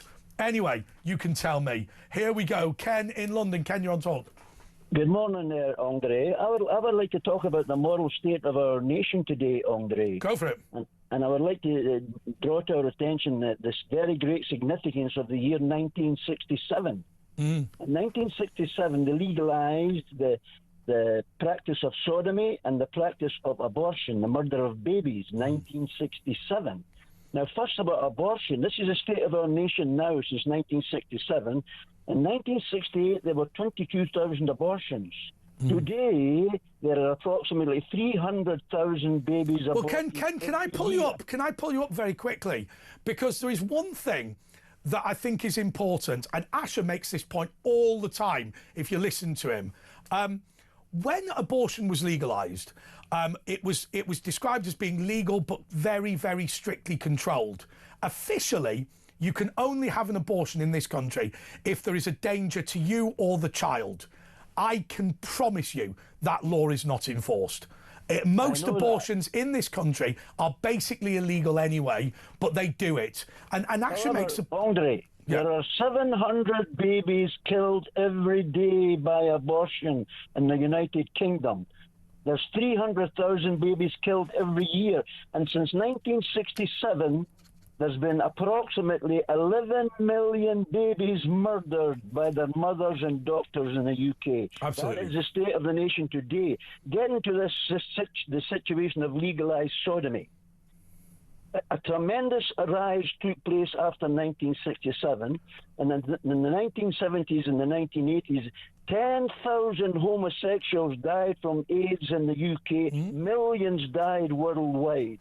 Then the legalised... But let me ask you this question. If you look at, I forget the name of the report, into whether homosexuality should be legalised, the report did not say being gay is marvellous. It didn't say that.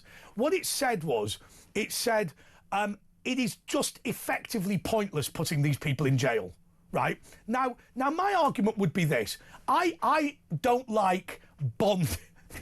right. I don't like bondage, right? I try and make this as a serious point, but why would I make it illegal? I mean, look, killing a baby, killing the elderly, I get. But you know what? If two blokes or two women or multiple people want to do whatever they do, you believe they'll go to hell. But I'm not sure that we should be clogging up the prisons with those people. Andre, I'm just pointing out to you the state of the nation. I'm not judging anybody. I'm Okay. telling you what has happened.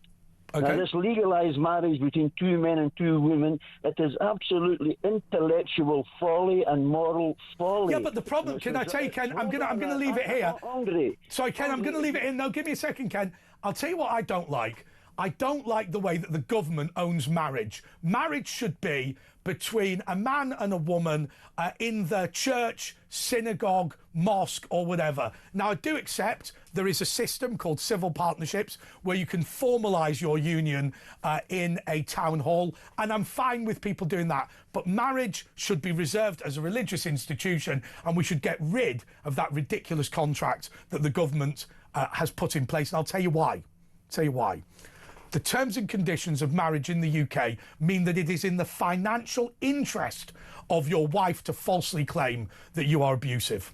And unfortunately, that causes a huge number of divorces and causes a huge number of men to lose their children. Now, most people who are married love each other enough that the bribe offered by the state to the wife is not going to cause problems. But in a number of cases, and those numbers are in the tens of thousands, that causes real hardship and issues. I'm going to go to a break. I'll be back in a moment.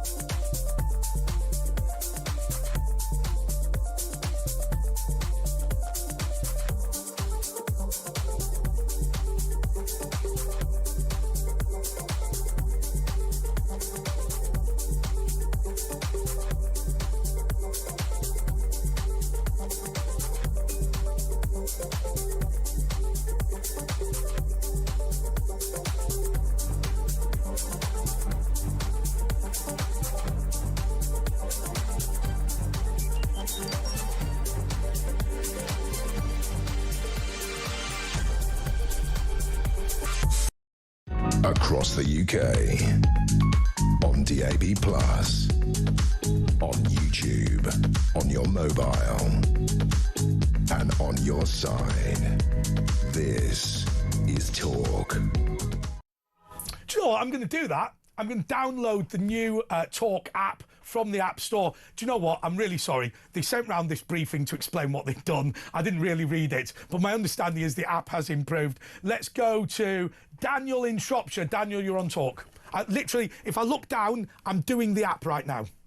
Go for it, Daniel. Yeah, I don't remember a couple of weeks ago we were discussing. I was telling you about how progressivism is redefined Marxism. Yes. And we got cut off. We got cut short. You were asking me about if it applies to ethnicity. Happy to answer your question. I'm just curious about in what terms, in terms of identity. Oh, hang on a second. You phoned me up to tell me we had a discussion 3 weeks ago and asked me to clarify the point I was making. I don't know what you're talking about. Right, do us a favour. Let's start at the beginning. Okay, so we got cut off and look, I'm not having a go, but I don't know what you're talking about. Right, so what happened? We were talking about. I was explaining to you how progressivism is redefined Marxism. It was about a week. It was last week, actually. Right. And you asked, and I actually told you how it was how progressivism redefines classical Marxism in terms of identity. Oh, I see. So what I was effectively saying was, I assume this is the sort of thing I might have said, that Karl Marx believed that everything was class related, whereas nowadays everything's identity related. And so what they're trying to do is they're trying to say that it's no longer what Martin Luther King said. It is about the colour of your skin rather than the contents of your character, and therefore black people should fight white people. It should be whatever it is. Pakistanis should fight British people. Whatever it is, fundamentally, there is the ruling class is an ethnic ruling class, and that is white people. And my concern would be that whereas Karl Marx wanted to smash the rich, a modern Marxist would want to smash the white race, if you like. That is what progressivism is, because progress literally means the oppressed overthrowing the oppressor. Yeah. And a perfect example of this is, I'm sure you've seen the articles where it says a certain area is too white, the countryside is too white. What that essentially means, that is an area that essentially these university pots that the government look to have earmarked and essentially said, this area needs redistribution of race and ethnicity. Right. So what you're actually saying to me, and I don't want to sound like Kathy Newman just putting words into your mouth, but when they say that the countryside is racist, they are thinking of this in terms of Robert Mugabe. They're saying, look, in of itself being white is a bad thing, and in of itself an area having too many white people is bad. Therefore the solution is simply to throw out the white people, not because anyone else would be a better farmer, just because in of itself it is a negative thing for white people to be in a majority. Yes, that's exactly it. Yeah. Well, do you know what is sad about that? Martin Luther King would take a rope and strangle somebody for saying that. It is literally, just to be clear what you're saying, and I'm not saying you're right, although I've got sympathy with it. You're basically saying that Marxism failed at the fall of the Soviet Union, and now they're creating a race war in order to bring in socialism. That's what you're saying. Oh, it's probably from the Frankfurt School, because after communism failed to grasp in the West, Marxist thinkers at the Frankfurt School, they realised that workers were becoming inoculated to revolution because of the success of capitalism. Yes.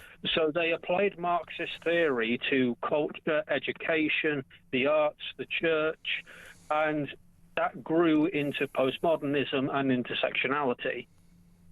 Yeah. So what I'm saying is, it's like the idea of Marxism, which is a very difficult term to use because it's a half truth.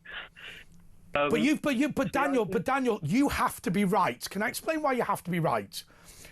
If you are wrong, if the political left are interested in freedom, fairness, decency, rights for all, they would not have melded radical Islam in with the LGBT community, because that would make no sense whatsoever. If you're right, then the whole purpose is to set individual groups against each other, and specifically to unify the opposition to white heterosexuals, and then it would make perfect sense. It is, yeah. I mean, there's nothing I don't know about modern leftism and progressivism and its roots to Marxism, all the way back to a chap called Hegel's, who was actually who's the man who inspired Karl Marx. And it's like the time you saw today.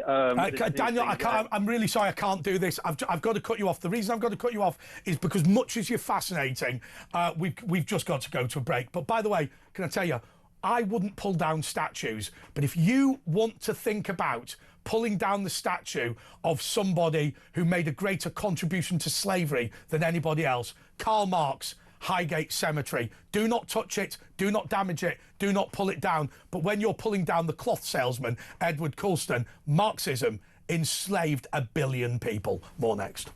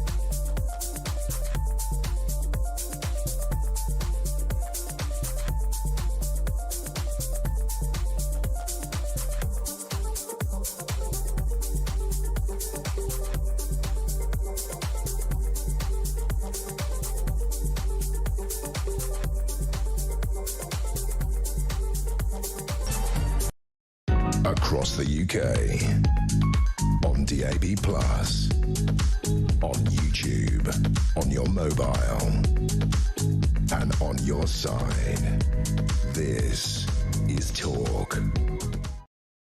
Okay, it's 12:45 and we've got some breaking news now coming out of Florida. President Donald Trump has said he will sue the British Broadcasting Corporation. He will make a claim of $5 billion, which is roughly a doubling of the licence fee to every household that buys one in the United Kingdom. This follows on from a week in which the BBC lost some senior executives, but also a week in which Donald Trump uncovered a second dishonest piece of editing by the BBC. Just to be clear on the allegation of defamation, which will be heard in the courts in Florida, is that Donald Trump did not encourage an insurrection at the Capitol on the day of the certification of the election of President Joe Biden. The piece of footage which the BBC concede were wrongly edited, put together two elements of a clip, one in which Donald Trump requested that his supporters march on the Capitol to support those senators and congressmen wishing to not certify the election. And then at the end, fight, fight, fight, which when put together made it sound like he was requesting that his supporters march on the Capitol and fight. Now, this is a court case that could have been filed in multiple jurisdictions. We are relatively certain here at Talk that he would lose the case, that the BBC would lose the case in the United Kingdom. But the question is about punitive damages. That is to say, that the damages given in the United Kingdom would have to relate to him losing the presidential election and losing that pay as a result, and clearly he did go on to win the next election. So in the United Kingdom, even if he won the case, he would not get damages. In Florida, punitive damages exist. That is to say, and you will be unfamiliar with this if you're in the United Kingdom, that in addition to your loss, in addition to the damage of your reputation, which can be calculated in a method that's laid down in statute, in addition to that, they are able to award you damages based on punishment. Now, it's important to say that Donald Trump has not won this case yet, but he waited until the deadline he'd given to the BBC had expired. He gave a deadline of 10 p.m. UK time on Friday, which is yesterday, just a couple of hours ago. And that deadline expired. The BBC issued an apology, but said that they would not pay any money, and they believed he'd lose in Florida.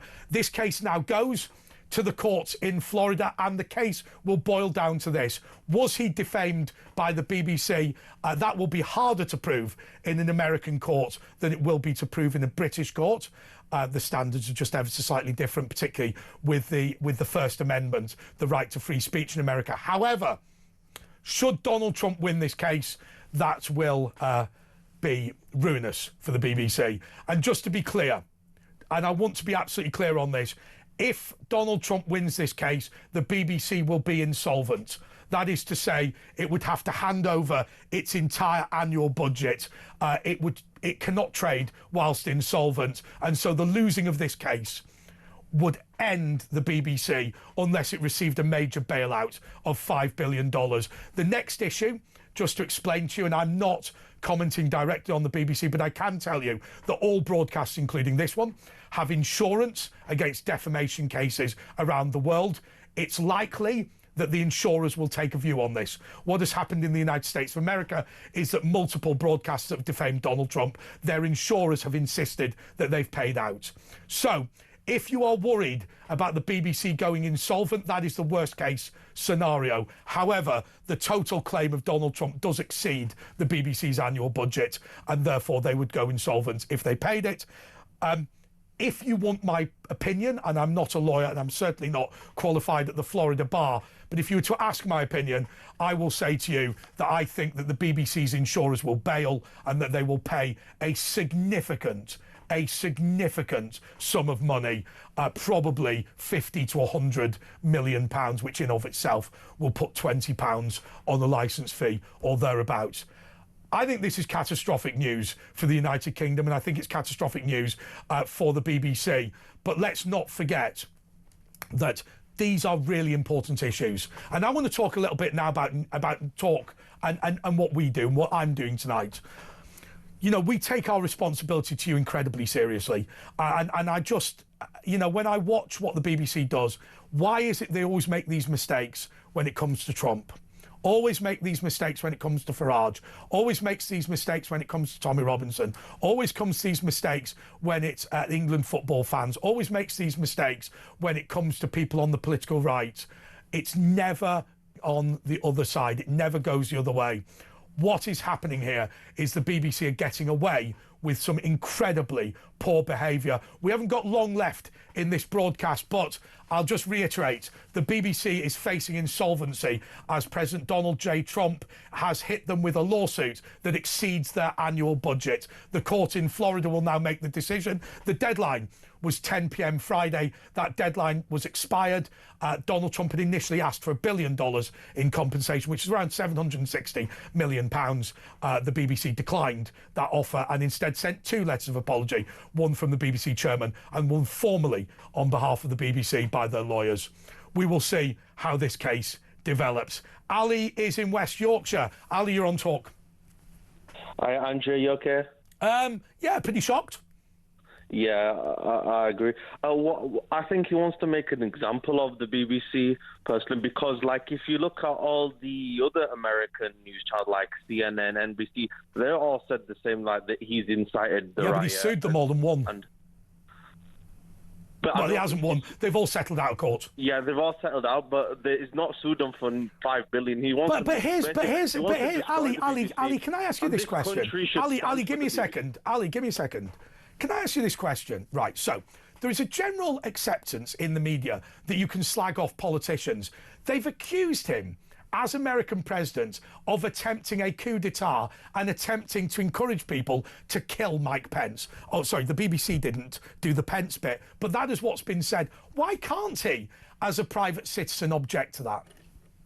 He can object to it, but the way he wants to destroy the BBC, frankly, and this country, he should not allow the BBC to be destroyed. Because obviously they need major reform, they need to change. Yeah, but hang on a second, Ali. But I don't agree the BBC should be destroyed. But Ali, if I said now, let's just do it. And obviously I'm not doing this seriously. But if I said, Ali, you are somebody who is attempting to overthrow the British government. You organised an insurrection at the House of Commons and you attempted to kill the Prince of Wales. If I was serious, Ali, you'd be able to sue my backside, and rightly so. Yeah, perhaps yes, but I do think that he wants to make an example of the BBC. Definitely, he wants to destroy them. But Ali, what worries me is this. I get they hate him. And they might have legitimate reasons for hating him. I get that. But you can't be lying, particularly when you're talking about the leader of our biggest ally, whether you like him or not. And I know your view. You are deeply disappointed the Americans elected him as president. I get that, and you're not alone in that view. But the allegation that you are attempting to cause a coup d'etat, an insurrection in the capital city where you were president, that is a pretty serious. I mean, this allegation been proven in court, of course it wasn't true. He would have received the death penalty.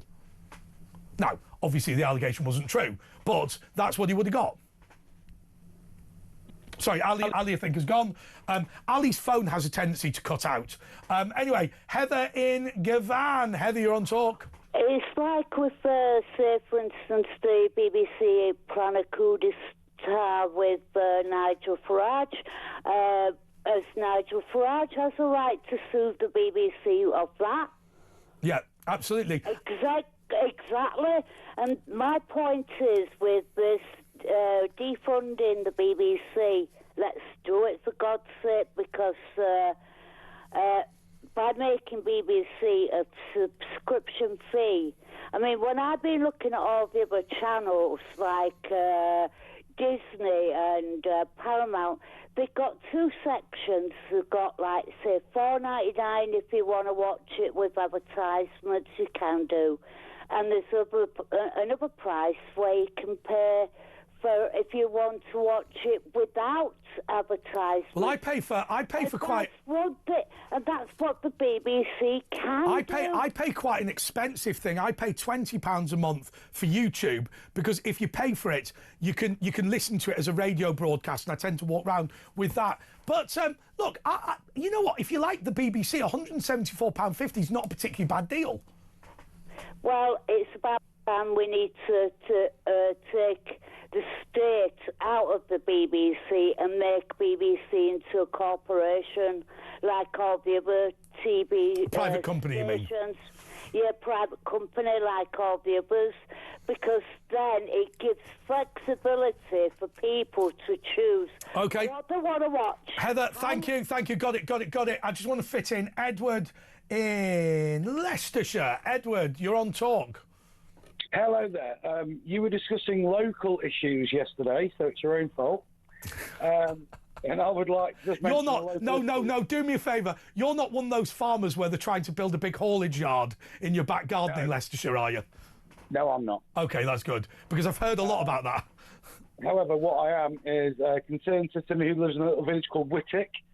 Once described as the worst village in England to live in, but it isn't. It was a little coal mine village. It's really nice. Yep.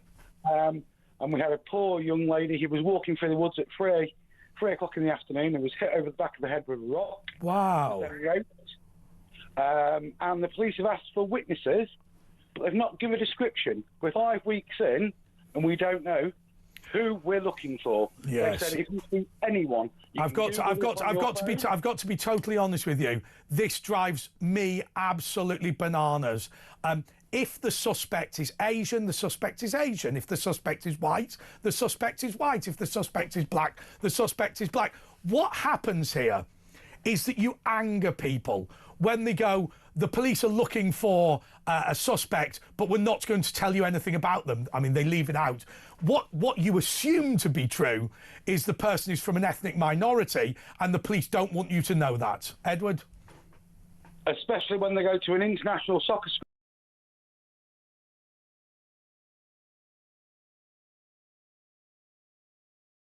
Wow.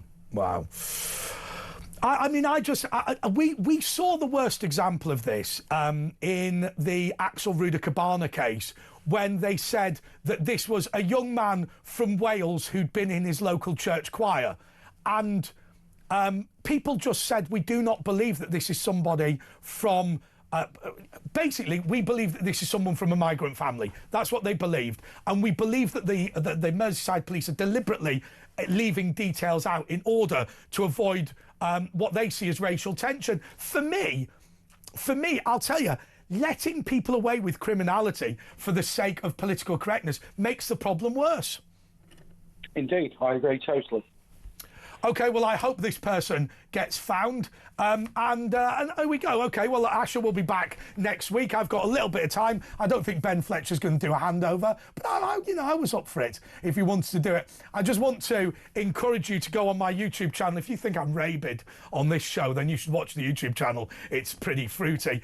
We've been talking about all of the big issues, particularly about this BBC thing, and I think I'm going to carry on the conversation on that channel as soon as I get home, simply because, and I think I need to reiterate this, a $5 billion lawsuit. Now, just to be clear, it is harder to sue somebody for defamation in the United States of America than it is in the